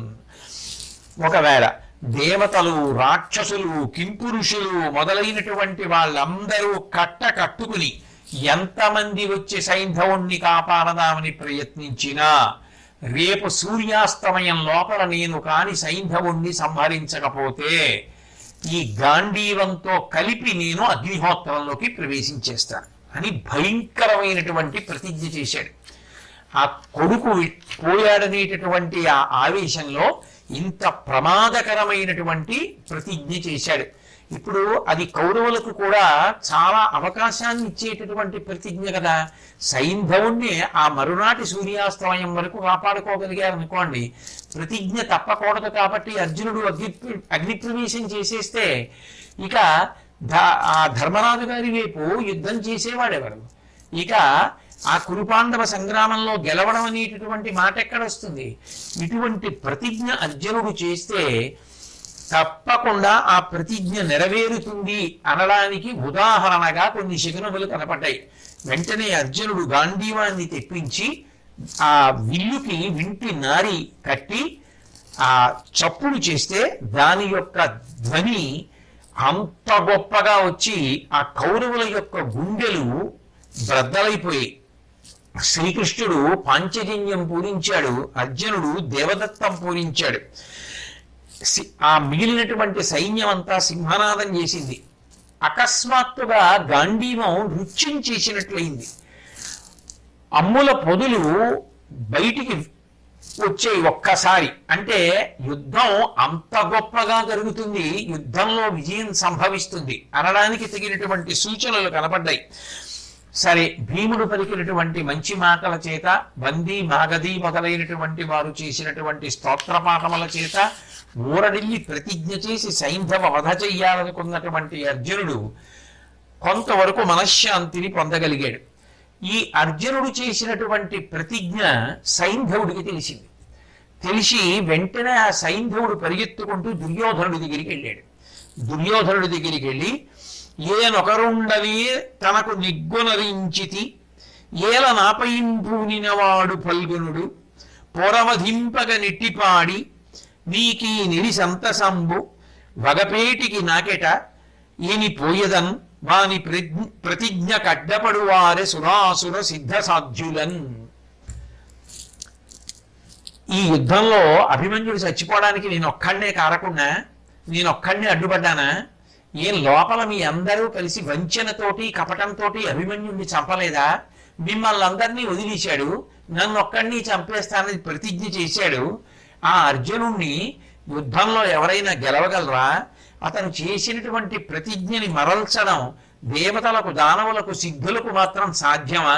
కాబట్టి నేను ఇక్కడ ఉండకుండా వెంటనే ఇక్కడి నుంచి పారిపోతాను ఎక్కడికైనాను అన్నాడు. అంటూ పెదవులు తడుపుచు కాళ్ళున్ గుదివడ వడకుచు మనంబు కొందలబడగా ఇది ఏటి మాటలాడేదా తుది పార్థుండు కానకుండా తొలగన వలయున్ అంటూ, నాకు పెదవులు ఎండిపోతున్నాయి, అస్తస్తమానం తడుపుకోవలసి వస్తోంది, కాళ్ళు ఉనికిపోతున్నాయి, మనసు కలత చెందుతోంది, నేనేం మాట్లాడుతున్నానో నాకే తెలియకుండా ఉంది, చివరికి పార్థుడికి కనిపించకుండా నేను ఈ యుద్ధ రంగం నుంచి పారిపోవడమే నాకు మంచిది అనిపిస్తోంది. కాబట్టి మీ అందరూ నాకు అనుమతి ఇచ్చినట్లే కదా, నేను ఇప్పుడే ఇక్కడి నుంచి పారిపోతానన్నాడు. అనగానే దుర్యోధనుడు అన్నాడు, ముని వెన్నితి విక్రమాఢ్యులని మమ్మున్ కొందరన్ ద్రౌడి పెంపును హార్ధిక్యు బలంబు సౌబలుని ఏపుంచెవయున్ సోమదత్తుని ధైర్యంబును శౌర్యమున్ శల్యు మహాదోర్దర్పమున్ కూడా నిన్నిన నీకెట్లగు చూడుమిట్టి మగలు నువ్వేల నిన్నిత్తువే. ఎందుకయా సైంధవా అంత భయపడిపోతావు? నువ్వే కదా ఇంతకు ముందు మన పక్షంలో ఉన్నటువంటి ఎంతో మంది వీరుల్ని కీర్తించావు. ద్రౌడి పెంపును, అశ్వత్థామ యొక్క గొప్పతనం, హార్ధిక్యు బలంబు, కృతవర్మ ఎంత శక్తివంతుడు, సౌబలుని ఏపుంచేవయున్, ఆ సోమదత్తుని యొక్క బలం ఎంత గొప్పది, అలాగే ఆ శకుని ఎంత గొప్పవాడు, ఆ సౌబలుడైనటువంటి శకుని, సోమదత్తుడు, వాళ్ళ యొక్క ధైర్యము, శౌర్యము, శల్యుడున్నాడు, ఆ శల్యుని యొక్క మహా దోర్దర్పము, ఆయన యొక్క భుజ పరాక్రమం ఇన్నుండగా నువ్వు చచ్చిపోతావా? ఎందుకలా నిష్కారణంగా పారిపోవడం? వీళ్ళందరూ ఇంతమంది ఉండగా, మేమందరం ఉండగా నిన్ను పట్టుకెళ్ళి అర్జునుడికి ఇచ్చేసి చంపేసుకోవాలి అంటామా? ఒక్కనాటికి నువ్వేమీ భయపడకు, నేనున్నాను, నా తమ్ముళ్ళు ఉన్నారు, నీకు కోటలా ఉంటాం, కాబట్టి హాయిగా మా దగ్గరుండు, నువ్వు అర్జునుడికి దొరకకుండా చూసే పూచి మాది అన్నాడు. అంటే ఆ సైంధవుడు దుర్యోధనుడిని వెంటబెట్టుకుని ద్రోణాచార్యుల వారి దగ్గరికి వెళ్ళాడు. వెళ్ళి అసలు అర్జునుడు ఇంత గొప్పవాడు ఎలా అయ్యాడు అని అడిగాడు ధనుర్విద్యలో. అడిగితే ఆయన అన్నాడు, చెప్పేటప్పుడు దోషం ఏమీ లేదు, మిమ్మల్ని అందరినీ కూర్చోబెట్టి ఒక పాఠమే చెప్పాడు, మీరు విని పాఠం వచ్చేసిందని వదిలేశారు. కానీ అర్జునుడు అలా కాదు, ఆ నేర్చుకున్నటువంటి విషయాన్ని విశేషంగా అభ్యాసం చేశాడు. ఆ అభ్యాసం చేసినటువంటి కారణం చేత, అంత పరిశ్రమ చేసినటువంటి కారణం చేత, గొప్ప గొప్ప ప్రయోగాలు చేస్తూ ఇంకా ముందుకెళ్లాలనేటటువంటి పూనికని పొంది ఉన్నటువంటి కారణం చేత, వాటిని సాధించినటువంటి కారణం చేత నీకన్నా అర్జునుడు అధికుడయ్యాడు అని చెప్పాడు. ఎప్పుడైనా ఎక్కడైనా గురువు శిష్యులు అన్నప్పుడు జరిగేటటువంటి విషయం ఇంతే. వర్షం పడినప్పుడు ఒక్కలాగే పడుతుంది. మెత్తటి మట్టిలో, సారవంతమైన మట్టిలో ఉన్నటువంటి విత్తనం మొలకెత్తుతుంది, రాతి మీద ఉన్న విత్తనం మొలకెత్తదు. గురువు చెప్పేటప్పుడు ఒక్కలాగే చెప్తాడు. ఎవడు బాగా పట్టుకుంటాడో, ఎవడు అభ్యాసం చేస్తాడో, ఎవడు పరిశ్రమ చేస్తాడో, ఎవడు బాగా ముందుకెళ్లాలని విశేషమైన పూనికను పొంది ఉంటాడో అటువంటి వాడు కృతకృత్యుడై జీవితంలో వృద్ధిలోకి వస్తాడు. కాబట్టి నువ్వేమి భయపడకు, నా బాణాల యొక్క రక్షణలో ఉన్నటువంటి నిన్ను తేలిపారి చూడడం కూడా అర్జునుడికి సాధ్యం కాదు. నేను గొప్ప వ్యూహాన్ని రచిస్తాను, నువ్వు క్షత్రియ ధర్మం చెడిపోకుండా యుద్ధం చేయి చాలు. శృతులు అభ్యసించితివి, అతుల క్రతువులు చేసితివి, కులంబు రక్షించితివి, ఈ వితరుల క్రియ మృత్యు భయాన్వితుడవు కాదగుని విధిని వరయింకన్. ఏమయ్యా, చావన్నది లోకంలో ఎప్పుడైనా ఎక్కడైనా ఎవరికైనా వచ్చి తీరుతుంది. అంటే ఏమో ద్రోణాచార్యుల వారి నోటి వెంట కూడా ఇక్కడ ఇలాగే వచ్చేస్తోంది ఆ మాట, ఎలాగో చచ్చిపోతావు అన్నట్లుగానే చెప్తున్నాడు ఆయన. అన్ని వేదాలు చదివావు, ఎన్నో క్రతువులు చేశావు, పూర్వం నీ వంశరక్షణకు సంబంధించిన పనులు ఎన్నో చేశావు. అటువంటి వాడివి సామాన్యుడిలా మృత్యువు గురించి ఇలా భయపడిపోవడం అనేటటువంటిది ఏమైనా బాగుందా? అసలు ఈ లోకంలో ఎవరైనా సరే మృత్యువు లేకుండా బ్రతికిపోవడం అనేటటువంటిది ఉంటుందా? ఇటు గురువంశస్థులు కానీ అటు పాండవులు కానీ ఎప్పుడో అప్పుడు వెళ్ళిపోవలసిన వారే. ఇప్పుడు యుద్ధంలో ఎవరో ఒకరు విజయం సాధిస్తారు, ఇంకొకరు యుద్ధంలో ఓడిపోతారు, అది వేరు మాట. కానీ ఎవరైనా ఎప్పుడో అప్పుడు వెళ్ళిపోవలసిందే, ఎవరు ఉండేవాళ్ళు కాదు. దానికి నువ్వు మృత్యు వస్తుందని ఇంత బెంగ పెట్టుకోవలసిన అవసరం ఏమిటయా? బెదరు విడిచిపెట్టి నువ్వు పోరాడడానికి సర్వసన్నద్ధుడిగా ఉండు. నీకొక మాట చెప్పనా?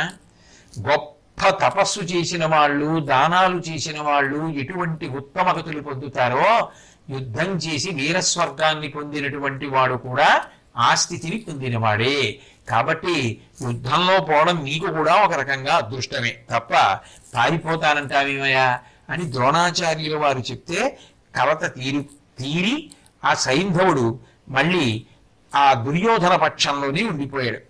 అలా ఉండిపోయినటువంటి స్థితిలో శ్రీకృష్ణ పరమాత్మ అర్జునుడు ప్రశాంత పడ్డాక అర్జునుడి దగ్గరికి వెళ్ళారు. వెళ్ళి నాతో తలపోయక రోషాతురతం ప్రతినబట్టి తవనీనాథ వ్రాతంబు వినగా ఇట్టులు చేతాకున డెప్పరంబు చేసితి కంటే. అర్జున, అంత చటుక్కుని ప్రతిజ్ఞ చేశావే, పక్కనే నేనున్నాను కదా, కనీసం నాతో ఏమైనా ఒక్క మాట అయినా ఆలోచించావా? పైగా ప్రతిజ్ఞ చేసే ముందు రాజులందరూ అక్కడే ఉన్నారు. ఎంత సాహసంతో కూడుకున్నటువంటిది, ఎంత ఆపదని తెచ్చిపెట్టేటటువంటి ప్రతిజ్ఞ చేసేసావయ్యా. ఎందుకని అంటే అస్తమయమునకు మును రిపు మస్తకముందునమవలయు మనకిది సాలం దుస్తరమునునగు అస్తవ్యస్తంబగునేమి నాకు వగపు బదిరెడు. పైగా ప్రతిజ్ఞ చేసేటప్పుడు పోనీ సైంధవుణ్ణి చంపేస్తానని ఊరుకున్నావా? ఊరుకోలేదు. రేపు సూర్యాస్తమయం లోపల చంపేస్తానన్నావు. పోనీ ఆ మాటని ఊరుకున్నావా? చంపకపోతే అగ్నిహోత్రంలో దూకేస్తానని గాంధీవం పట్టుకున్నావు. అది అంత తేలికైన పనే చెప్పు అర్జున. అవతల వైపు ఉన్నటువంటి వాళ్ళేం సామాన్యులైనటువంటి వాళ్ళ? సర్వసైన్యాధిపతి ద్రోణుడున్నాడు, దుర్యోధనుడున్నాడు, దుశ్శాసనుడున్నాడు, హరివీర భయంకరులైనటువంటి అశ్వత్థామ, కర్ణుడు, కృపాచార్యుడు, సోమదత్తుడు, వీళ్ళందరూ ఉన్నారు కదా. ఇంతమంది ఉన్నప్పుడు అసలు నీకు చిక్కకుండా ఆ సైంధవుణ్ణి తీసుకెళ్ళి యుద్ధంలో ఎక్కడో చివరికి పెట్టేశారనుకో, నువ్వు ఆ సైంధవుడి దాకా వెళ్ళడానికి సమయం సరిపోలేదనుకో, వాళ్ళందరూ అడ్డుకున్నారనుకో, ఈలోగా సూర్యాస్తమయం అయిపోయింది అనుకో, చాలా అయిపోయింది యుద్ధం. వాళ్ళు నిన్నేం చెయ్యక్కర్లేదు. నువ్వు సూర్యాస్తమయం లోపల సైంధవుణ్ణి చంపలేకపోతే పరిస్థితి ఏమైపోయింది? మనకి వ్యతిరేకం అయిపోయింది. ఎంత ప్రమాదకరమైన ప్రతిజ్ఞ చేసేసావు అర్జున. ఎంత ఆపద వచ్చే ప్రయత్నం, ఎంత సాహసం వచ్చేటటువంటి ప్రయత్నం, ఎంత సాహసంతో కూడుకున్న ప్రయత్నం. నన్ను ఒక్క మాట అడిగి ఉండవలసిందేమో. ప్రతిజ్ఞ చేసిన వాడు అర్జునుడు, అది ఎలా నెరవేరుతుందని బెంగ పెట్టుకుంటున్నవాడు శ్రీకృష్ణ పరమాత్మ. అది భక్తుల కోసం ఆయన పడేటటువంటి పరివేదన అలా ఉంటుంది. అర్జునుడు ఎంత తేలిగ్గా, ఎంత హాయిగా, ఎంత సంతోషంగా ఉన్నాడో చూడండి. ఆయన అంటాడు, వారి విరుంగుదు నేను వారలు నన్నిరుగుదురు భవత్ సాహాయ్య స్ఫార బలోద్ధతి కలుగగా వారి తప్పింపజాలు వారి పూంకిం. అయినా కృష్ణ, వాళ్ళకి నేనేమిటో తెలుసు, వాళ్ళేమిటో నాకు తెలుసు. అన్నిటికన్నా ముఖ్యమైన విషయం నీ యొక్క సహకారం నాకుండగా నేనన్న ప్రతిజ్ఞ ఎందుకు అవదు అంటే, భక్తుడు అంత తేలికగా ప్రతిజ్ఞ చేశాడు. ఏమిటి నమ్మకం? కృష్ణ పరమాత్మ ఉన్నాడు కదా, ఆయన చూసుకుంటాడులే అని. ఆయన బెంగెట్టుకున్నాడు, ఈయన హాయిగా ఉన్నాడు. కృష్ణుడు చూసుకుంటాడు నాకే అన్నట్లుగా ఆయన ఉన్నాడు. నేను జయద్రథుణ్ణి చంపాలి అని ఒకసారి నిర్ణయం తీసేసుకున్న తర్వాత వెంటపడి చంపడానికి ప్రయత్నం చేసి బాణాలు విడిచిపెడుతుంటే సైంధవుణ్ణి రక్షించి నాకు ఎదురుపడి నిలబడగలిగినటువంటి వీరులు ఉంటారా ఎదురు పక్షంలో?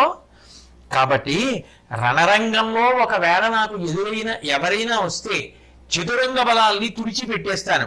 కౌరవ సైన్యంబుల గల వీరుల అస్త్రములు నాదు వివిధాస్త్రగతి క్రూర ప్రవాహములకు ఎదురే రాజీవాక్ష ఆదరింపకు వారి. కౌరవ సైన్యంలో ఉండేటటువంటి వీరులు ప్రయోగించగలిగినటువంటి అస్త్రములు నేను ప్రయోగించగలిగినటువంటి దివ్యాస్త్రములకు ఎదురు రాగలిగినవా? కాబట్టి దేనికి బెంగపెట్టుకుంటావు? నువ్వు చూస్తుండు ద్రోణాచార్యుడు మిగిలినటువంటి శూరులు అందరూ చూస్తుండగా ఆ సైంధవుడి యొక్క తల నరికేస్తాను అంటూ ప్రాణికోటి మొత్తం వరస పెట్టి సైంధవుడి వెనకాతల నిలబడ్డా రేపు సూర్యాస్తమయం లోపల సైంధవుడి తల తరిగేస్తానన్న విషయంలో నాకు ఏ విధమైనటువంటి అనుమానం లేదు. పైగా నేను నిజం చెప్తున్నానని ఇప్పుడు తన ప్రతిజ్ఞని మరికొంచెం ముందుకు తీసుకెళ్తూ నీ మీద ఒట్టు, గాంధీవం మీద ఒట్టు, దివ్యాస్త్రాల మీద ఒట్టు, కృష్ణ ఎట్లాగైనా రేపు సూర్యాస్తమయం లోపల చంపేస్తాను సైంధవుణ్ణి. మళ్ళీ మొదలెట్టావు, ఏమిటి నీ ధైర్యం అంటావేమో. సాధనము గాంధీవం బటే, సమరకర్త అర్జునుండటే, సారథి అర్జునాభుడటే, మరల్చగవచ్చునే ఆ రథంబు హరుణకైలను నిరుగక ఎంటిగాక. కృష్ణ 3 విషయాలు చూసుకుని ఈ ధైర్యంతో ఉన్నా. ఏమిటి? 1, సాధనము గాంధీవం బటే. అర్జునుడికి ఆ గాంధీవం మీద అంత నమ్మకం. నా చేతిలో ఉన్న ధనస్సు గాంధీవం. సమరకర్త అర్జునుండటే, యుద్ధం చేసేవాడిని నేను. సారథి అర్జునాభుడటే, గుర్రాన్ని రథాన్ని తోలేటటువంటి వాడివి నువ్వు. నీ వంటి సారథి ఉండగా, నేను యుద్ధం చేస్తూ ఉండగా, గాంధీవం నా చేతిలో ఉండగా హరుడైతే మాత్రం మనకి ఎదురుచి నిలబడగలడా? పూనగరాదే నాకి దాని పూనినను నీవు తలకొని తీర్చంగా నునికి కలుగా, నీ నీచేనుండగా ఇట్టులేల చెప్పుదు చెప్పుమా. అయినా శ్రీకృష్ణ పరమాత్మ, నేను ఒక మాట చెప్తాను, బాగా విను. నువ్వు పూనుకొని నాకు కావలసినవన్నీ తీర్చడానికి సిద్ధంగా ఉండగా నేను ఏమనేస్తే మాత్రం నాకు లోటు? అంటే కృష్ణుడు ఉన్నాడన్నది పెద్ద ధైర్యం. నేను అనేశాను సూర్యాస్తమయానికి చంపేస్తానని. సూర్యాస్తమయానికి నేను చంపేసేలా చేయవలసిన వాడెవరు? ఆయన ఆలోచించుకోవాలి, ఆయన దానికి వ్యూహం రచించుకోవాలి. నువ్వు ఉన్నావు, నాకు ధైర్యం. భగవంతుడు ఉన్నాడని నమ్మి బ్రతికేసే భక్తుడిని భగవంతుడు కాపాడుకోవాలి. దానికోసం భగవంతుడు కష్టపడాలి. ఆ నమ్మకం ఉన్న భక్తుల కోసం భగవంతుడు ఎంత ఆర్తి పొందుతాడో నిజంగా ఈ ఘట్టం ఆశ్చర్యకరంగా ఉంటుంది. కాబట్టి నేను దేనినైనా ప్రయత్నిస్తాను.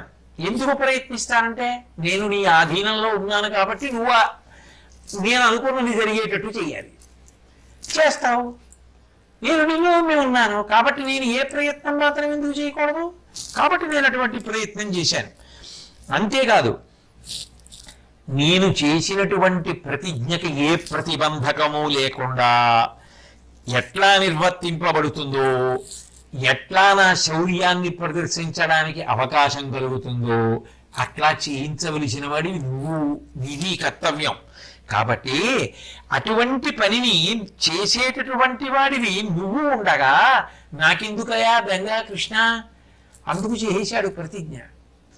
ఇప్పుడు శ్రీకృష్ణ పరమాత్మ నోరు తెరిచి విని రేపు సూర్యాస్తమయం లోపల అసలు ఈ సైంధవ ఎలా జరుగుతుంది అని బాధపడవలసినటువంటి వాడు కృష్ణుడు. పైగా ఇంకా ఆశ్చర్యకరమైన విషయం ఏమిటంటే కృష్ణుడితో అన్నాడు, మమ్ము నరయు భరమున నీవిమ్మి తలపోసితివి, ఇంక ఇచ్చటనేలా నెమ్మది నిద్రింపంగా బొమ్ము ప్రభాతమున రథము పూన్పగవలయున్. కృష్ణ, మమ్మల్ని కాపాడే భారం నువ్వు వహించావు కాబట్టి కదా ఇవన్నీ మాట్లాడుతున్నావు. ఇంకా నువ్వు ఎలాగో కాపాడాలి. నువ్వు కాపాడకుండా సైంధవ జరగదు. ఇంకా ఎందుకు ఇలా నిలబడతావు? పొద్దుపోతుంది కదా. వెళ్ళి పడుకో, రేపు పొద్దున్న ఎలాగో నువ్వు బోళ్ళంత ప్రయత్నం చేయాలి, సైంధవ వధ అయ్యేటట్టుగా నా చేత నువ్వు చేయించాలి, రేపు మళ్ళీ చాలా శ్రమపడాలి కదా, నువ్వు వెళ్ళి పడుకో, నేను పడుకుంటాను. ఎంత ధైర్యం! ప్రతిజ్ఞ చేసినవాడు ఆయనే. ప్రతిజ్ఞ చేసినవాడు కృష్ణుడిని వెళ్ళి పడుకోమంటున్నాడు. నువ్వు పడుకో, నేను పడుకుంటాను. ఏమిటి ధైర్యం? నువ్వు ఉన్నావు కదా, ఇవాళ బాగా పడుకుంటే రేపు పొద్దున్న లేచి నేను సైంధవధ చేయడానికి కావలసిన వ్యవస్థ నువ్వు చేస్తావు, అందుకని వెళ్ళి పడుకో.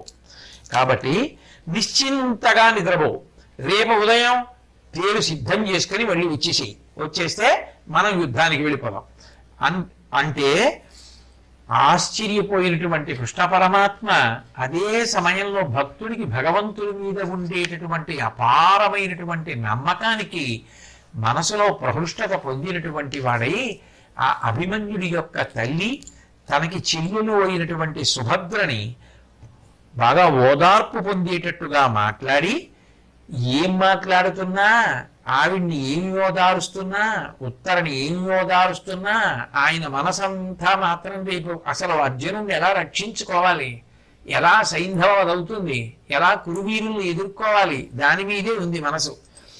మళ్ళీ వచ్చి అర్జునుడి దగ్గరికి అతని మందిరానికి వెళ్ళి ఆ మంచినీళ్లు తెప్పించి ఆ మంచినీటితో ఆచమనం చేసి ఒక ఏకాంతమైనటువంటి స్థలంలో కూర్చుని దర్భలతోటి ఒక చెయ్యి ఏర్పాటు చేసి దాని మీద ఆయుధాలన్నింటినీ కూడా ఉంచి పూజించి ఆ అర్జునుడితోటి, రాత్రి వేళ నువ్వు ప్రతిరోజు పూజ చేసి పడుకుంటావు కదా, ఇవాళ నువ్వు ఎందుకు పూజ చేయలేదు అని అడిగాడు. ప్రతిజ్ఞ చేశాడు కదూ, ఆ ప్రతిజ్ఞ చేసినటువంటి ఒత్తిడిలో ఇటు అభిమన్యు కుమారుని యొక్క మరణంతో మనసు చెదిరి ఉన్నాడు. అప్పుడే కృష్ణుడితో మాట్లాడడంలో, భీమాదుడు మాట్లాడడంలో కొంచెం మనసు తేటన పడి నిద్రపోవడానికి సిద్ధపడిపోతున్నాడు తప్ప తాను ఆ రాత్రి యుద్ధం ఆ రాత్రి ఆ పూజ చేయలేదన్న విషయాన్ని మరిచిపోయాడు.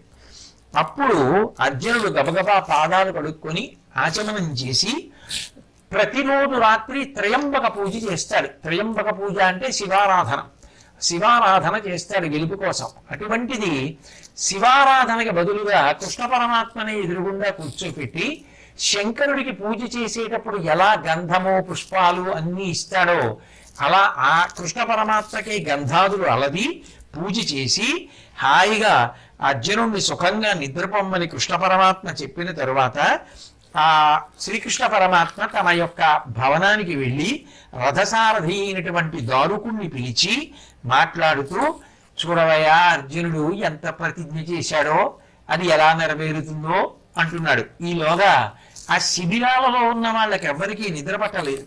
ఎందుకు నిద్ర పట్టలేదు అంటే, ఒకవేళ ఏ కారణం చేతనైనా రేపటి రోజున అర్జునుడికి వేళ పట్టున విజయం లభించకపోతే, సూర్యాస్తమయం లోపల సైంధవుణ్ణి వధించలేకపోతే ఎంత ప్రమాదం జరుగుతుంది. ఒక్క రోజులో చంపేయాలి, చంపకపోతే అగ్నిలో ప్రవేశిస్తాడే. పోన్లెద్దు ఏదో మాట అంటే అన్నాను, అలా అవుతుంది ఏమిటి, ఏదో కొడుకుపోయిన ఆ విషయంలో అన్నానని తప్పుకుంటాడేమో అంటే అసత్యవాదిగాడు, అప్పుడు మన గతి ఏమైపోతుంది అనుకుని మన చేసిన సుకృతంబుల వినుత ఫలము ఎల్లం నిల్లి వివచ్చుండు సింధు నరేంద్రు చంపునట్లుగా నొనరి ఎలవవలయునని దృఢోక్తి పలుకుచున్. మనం చేసినటువంటి మంచి పనులు ఏమైనా ఉంటే వాటి యొక్క ఫలితం చేత రేపటి రోజు జరిగేటటువంటి యుద్ధంలో సూర్యాస్తమయం లోపల సైంధవుణ్ణి అర్జునుడు పడగొట్టుగాక అని వాళ్ళందరూ ప్రార్థన చేసి శుభప్రదాలైనటువంటి ముఖ్యమైనటువంటి గ్రంథములు రామాయణ భారత భాగవతాదులు శుభప్రదమైనటువంటి గ్రంథములు. అప్పటికి బహుశా వ్యాసుడు భారతాన్ని రచించి ఉండకపోతే మిగిలినటువంటి గ్రంథములు, అటువంటి గ్రంథములన్నింటినీ కూడా తీసుకొచ్చి పూజించి నమస్కరించి వారందరూ కూడా అర్జునుడు గెలవాలి అని కోరుకుంటున్నారు. గురునట్టి వారు 10,000 కాచిన నిల్లి సైంధవుని పగలిటిలో బోరి గొనునట్లుగా నరునకు వరమిండి వెల్పులారా వారని కరుణన్. వాళ్ళందరూ కూడా దేవతల్ని ప్రార్థన చేశారు. ఆఖరికి రేపటి రోజున 10,000 మంది ద్రోణాచార్యుల వారు వచ్చి యుద్ధరంగంలో నిలబడినా కూడా అందరినీ గెలిచి సూర్యాస్తమయం లోపల సైంధవుణ్ణి సంహరించగలిగినటువంటి శక్తిని అర్జునుడికి కట్టపెట్టండి అని అన్ని శిబిరాలలో ఉన్నవారు ప్రార్థనలు చేస్తున్నారు. ఆ శ్రీకృష్ణ పరమాత్మ నిద్ర పట్టక దారుకుడిని పిలిచాడు, రథసారథిని పిలిచి ఆ దారుకుడితో అంటాడు, నరుడిటురాడుని నృపగణంబు వినంగా జీంపవచ్చునే గురుకుల సేనలంధరణి గృంకకమున్న తలంపకజాల దుస్తరమిది ఆతడి ప్రతిన తప్పక యుండగ తీర్చునట్టుగా బొరయకయున్న దుర్దశల పొందని పాయని నింద పొందని. దారుకా చూశావా, నరుడిటులాడుని నృపగణంబు వినంగా. చూశావా, అర్జునుడు రాళ్ళందరూ వింటుండగా ఎంత శపథం చేశాడో. అది ఏమైనా తేలిక విషయమా? జీంపవచ్చుని గురుకురు సేనలంధరణి గృంకకమున్న. ఆ తరణి, ఆ సూర్య భగవానుడు అస్తమించేటటువంటి లోపలే సైంధవుణ్ణి చంపడం, ఆ శయనలన్నింటినీ ఓడించడం అంత తేలికైనటువంటి విషయమా? ఆలోచిస్తే ఇది చాలా కష్టమైనటువంటి విషయం. ఇవన్నీ ఎలా జరుగుతాయి? జరగకపోతే ఎటువంటి దుర్దశ ప్రాప్తిస్తుంది? అర్జునుడు అగ్ని ప్రవేశం చేస్తాడే, ఇవన్నీ తలుచుకుంటూ ఉంటే నాకు చాలా బాధగా ఉంది. ఇవన్నీ అర్జునుడికి ఏమైనా అయితే నేను శాశ్వతమైనటువంటి నింద పడిపోనా? అతడు నాకు ఎంతో ఇష్టమైనటువంటి వాడు. అతడు శరీరంతో ఉంటేనే నేను జీవించగలుగుతాను. అర్జునుడికి ఏదైనా అయితే అర్జునుడే అగ్ని ప్రవేశం చేసి శరీరం విడిచిపెట్టేస్తే ఇక నేను మాత్రం శరీరంతో ఉంటానా? ఇంకా నాకెక్కడి జీవితం? నిజానికి అర్జునుడు నా శరీరంలో అర్ధభాగం. అతడు లేకుండా నేను జీవించలేను. కాబట్టి రేపు ఎట్టి పరిస్థితుల్లోనూ దారుక ఆ సూర్యాస్తమయం లోపల సైంధవుణ్ణి సంహరించి తీరుతాను. రౌద్రరసం ఉట్టిపడేటట్టుగా అంత భయంకరమైనటువంటి యుద్ధాన్ని చేస్తా అని చెప్పి మాట్లాడుతూ, నువ్వు రేపు నేను యుద్ధం చేసి యుద్ధంలో రథాన్ని నడిపేటటువంటి విధానాన్ని పరిశీలిద్దువుగానివి. రథాన్ని సిద్ధం చేయి. శైబ్య సుగ్రీవ మేఘపుష్ప వలాహకాలనేటటువంటి గుర్రాల్ని చక్కగా బంగారు దండలతో అలంకారం చేసి గరుడధ్వజాన్ని నిలిపి చక్రమో గదా శార్ంగమో మొదలైనటువంటి నాకు సంబంధించినటువంటి యుద్ధ పరికరాలన్నిటినీ కూడా రథంలో పెట్టు అన్నాడు. అంటే అవసరమైతే అర్జునుణ్ణి ప్రాణాలతో ఉంచడానికి కృష్ణుడే యుద్ధం చేసేసి సైంధవుణ్ణి చంపడానికి అవకాశం అర్జునుడికి ఇచ్చేయడానికి, కురుబలగాల్ని పడగొట్టేయడానికి సిద్ధపడిపోయాడు. అంటే భగవంతుని యొక్క అనుగ్రహం అంత గొప్పగా ఉంటుంది అని ఆ దారుకుడికి చెప్పి అర్జునుడి దగ్గరికి వెళ్ళాడు. అర్జునుడు హాయిగా నిద్రపోతున్నాడు. ఇది భగవంతుడికి భక్తుడికి ఉండేటటువంటి అనుబంధం. ప్రతిజ్ఞ చేసినటువంటి వాడు అర్జునుడు.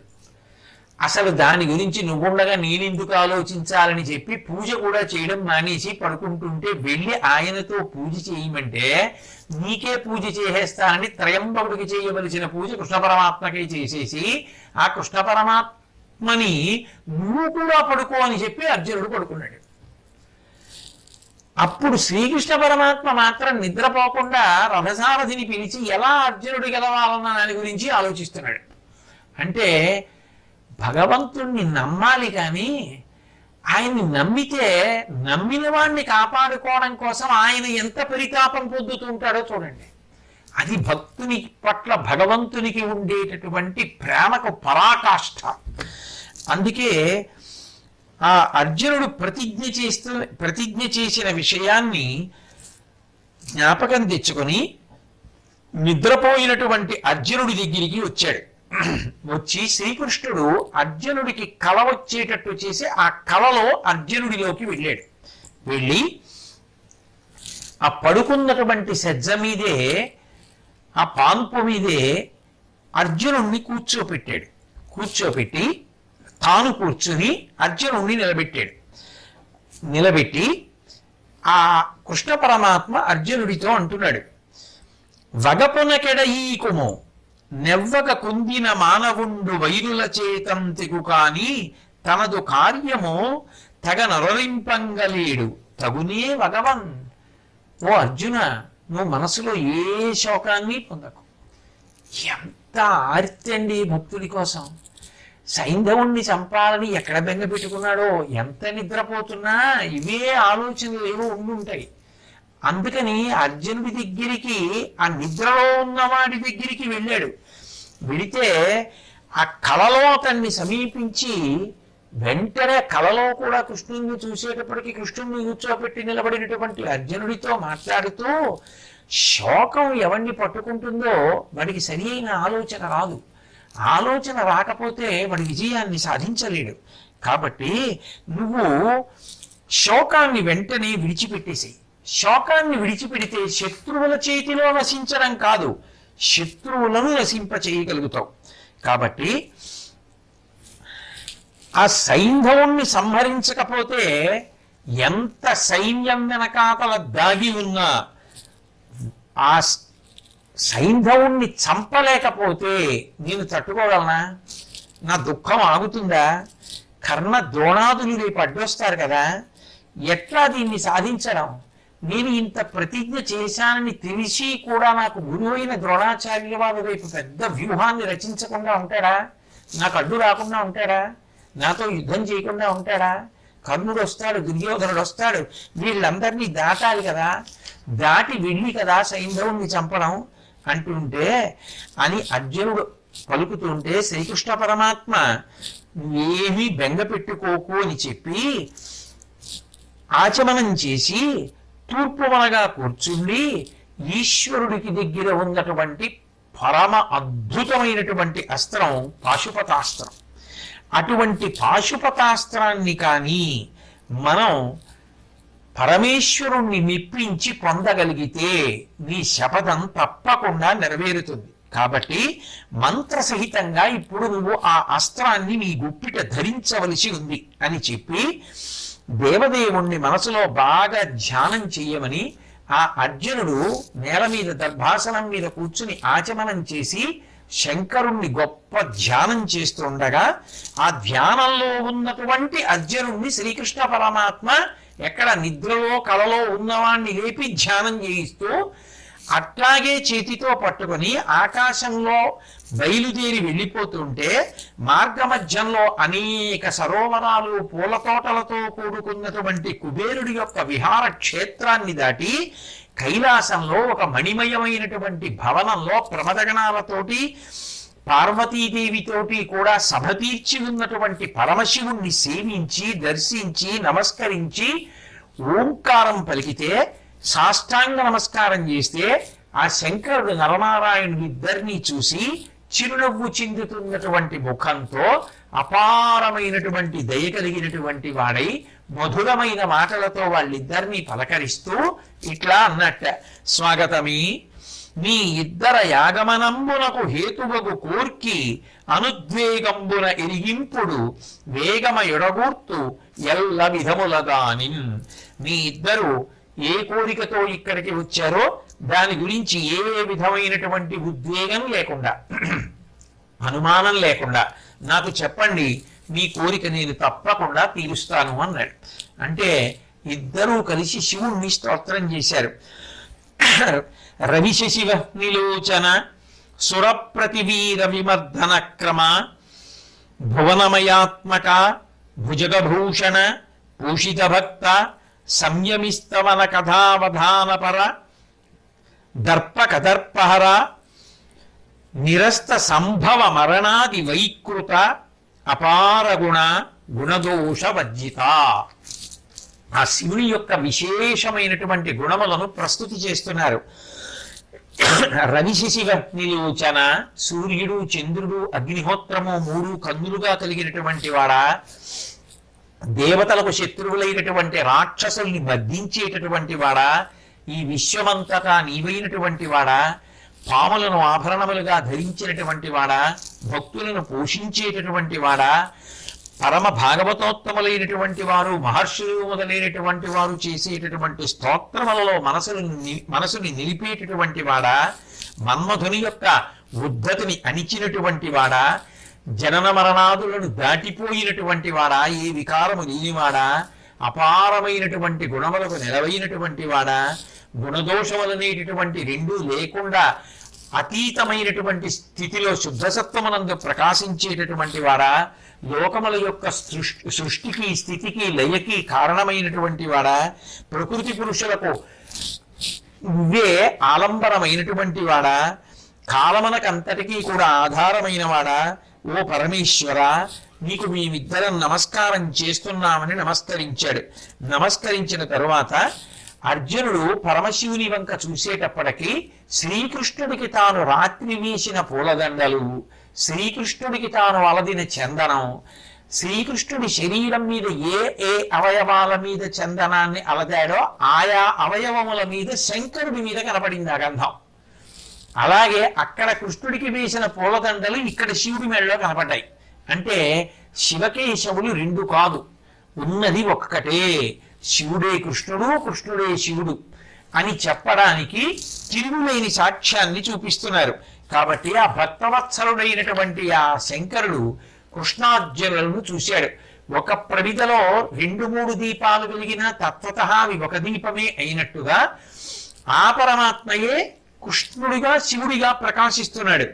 వెంటనే కృష్ణార్జునుల వంక చూసి, అదిగో అక్కడ అమృతమయమైనటువంటి పద్మసరోవరం ఉంది, ఆ పద్మసరోవరం దగ్గరికి వెళ్ళి నా ధనస్సు అట్లాగే దానికి సంబంధించినటువంటి బాణములు ఉన్నాయి, తీసుకురండి అన్నాడు.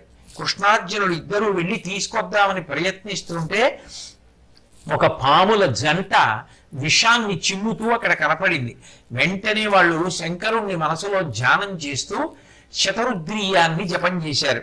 అది చెయ్యగానే ఆ 2 పాములు ధనస్సు విల్లుగా మారిపోయాయి. శ్రీకృష్ణార్జునుడు ఇద్దరు ఆ ధనస్సుని విల్లుని తీసుకుని వెనక్కి వచ్చారు. వెనక్కి వచ్చి అక్కడ పెట్టిన తరువాత అక్కడికి ఒక పిల్లవాడు వచ్చాడు. ఎంత ఆశ్చర్యం అంటే ఆ చిన్న పిల్లవాడు నీలలోహితవర్ణుండు బాలుడొక్క బ్రహ్మచారి మహాబల భవ్యమూర్తి హరిని పార్శ్వంబునందుండి అలిగి ఆ శరాసనము పుచ్చుకొని శరమరినమర్చి, ఆ నీలలోహితుడు అంటే ఆ పిల్లవాడు నలుపు ఎరుపు 2 రంగులతో కూడుకున్నటువంటి ఆ పిల్లవాడు కృష్ణార్జునుడు ఇద్దరు ఆ అమృతమయమైనటువంటి జలములతో కూడుకున్నటువంటి పద్మసరోవరం దగ్గర ఉన్నటువంటి పాముల రూపంలో ఉన్న ధనస్సుని విల్లుని తీసుకొచ్చి శంకరుడి దగ్గర పెట్టడం చూసినటువంటి వాడై ఆ పిల్లవాడు ఆ ధనస్సుని ఎక్కుపెట్టి ఆ ధనస్సుని నిలబెట్టి బాణాన్ని సంధించడానికి వింటినారిని లాగి ఎక్కించి సంధిస్తుంటే అర్జునుడు తదేక దృష్టితో ఆ ధనస్సు వంక బాణం వంక చూశాడు. అలా చూస్తున్నటువంటి సమయంలోనే శంకరుడు సమంత్రకంగా పాశుపతాస్త్రాన్ని అర్జునుడికి ఉపదేశం చేసేశాడు. ఆ అర్జునుడు పాశుపతాస్త్రాన్ని ఉపదేశం పొందాడు. పొందిన తరువాత ఎంతో సంతోషంతో చూసినటువంటి వాడై మరొక రకంగా జరగడానికి వీల్లేదు, మీరు పాశుపతాస్త్రాన్ని ఏ లక్ష్యం కోసమని పొందాలనుకున్నారో, ఏ లక్ష్యం కోసమని బయలుదేరి ఈ కైలాసానికి వచ్చారో అటువంటిది పొందుతారు అని చెప్పినప్పుడు ఆనందపడిపోయినటువంటి కృష్ణార్జునులు ఇద్దరు పులకరింతలు పొంది తిరిగి కైలాస పర్వతం నుంచి వచ్చేస్తూ భౌనుచే సాదరనుజ్ఞమడచి శౌరి ఫల్గుణులు పలుమారు తత్పద యుగంబు ఫాలముల శోక ప్రణమిల్లి బహుళ రోమ హర్ష సంభృతగాత్రులై అడుగుదించి ఆ శంకరుడి యొక్క పాదముల మీద 1కి 10 మాటలు కృష్ణార్జునులు ఇద్దరూ కూడా ఆ నుదిటి భాగములు పడేటట్టుగా అనేక పర్యాయములు నమస్కారాలు చేసి ఆయన దగ్గర పరమ ఆదరపూర్వకమైనటువంటి అనుమతిని పొంది ఎంతో సంతోషించినటువంటి వాళ్ళై ఆ పాశుపతాస్త్రం మన చేతికి లభించింది కాబట్టి ఇప్పుడు సైంధవ వధ చేయడం అనేటటువంటిది కష్టం కాదు అనేటటువంటి సంతోషంతో ఆ కలలోని తిరిగి వచ్చేశారు. వచ్చి శిబిరానికి వచ్చేటప్పటికి తెల్లవారుజాము అయిపోయింది. అర్జునుడు నిద్రలో నుంచి లేచాడు. లేచి తనకి కల వచ్చింది అనుకుంటున్నాడు. కృష్ణుడు మాత్రం దారుకుడితో తెల్లవారే వరకు తగిన మాటలు మాట్లాడి అప్పుడు అర్జునుడి కల కూడా పూర్తయిపోయిన తర్వాత సైంధవ వధ అర్జునుడితో చేయించడానికి పరమాత్మ అయినటువంటి కృష్ణ పరమాత్మ ప్రయత్నంలో ఉన్నారు. ఆ విధంగా తనకి భక్తులైన వారిని శిష్టులైన వారిని రక్షించి దుర్మార్గుల యొక్క వధ మనచడానికి కృష్ణ పరమాత్మ రాత్రి నిద్రపోవడం కూడా మానేసి ఒక భక్తుణ్ణి ఉద్ధరించడానికి రక్షించడానికి ఎంత కష్టపడ్డారు అనేటటువంటి పరమాద్భుతమైనటువంటి విశేషములతో కూడుకున్న ఈ వైనందిగిని పూర్తి చేస్తూ మళ్ళీ రేపు సాయంకాలం కలిసినప్పుడు కృష్ణ పరమాత్మ నా చేత పలికించినంత మేర పలుకుతాను. స్వస్తి.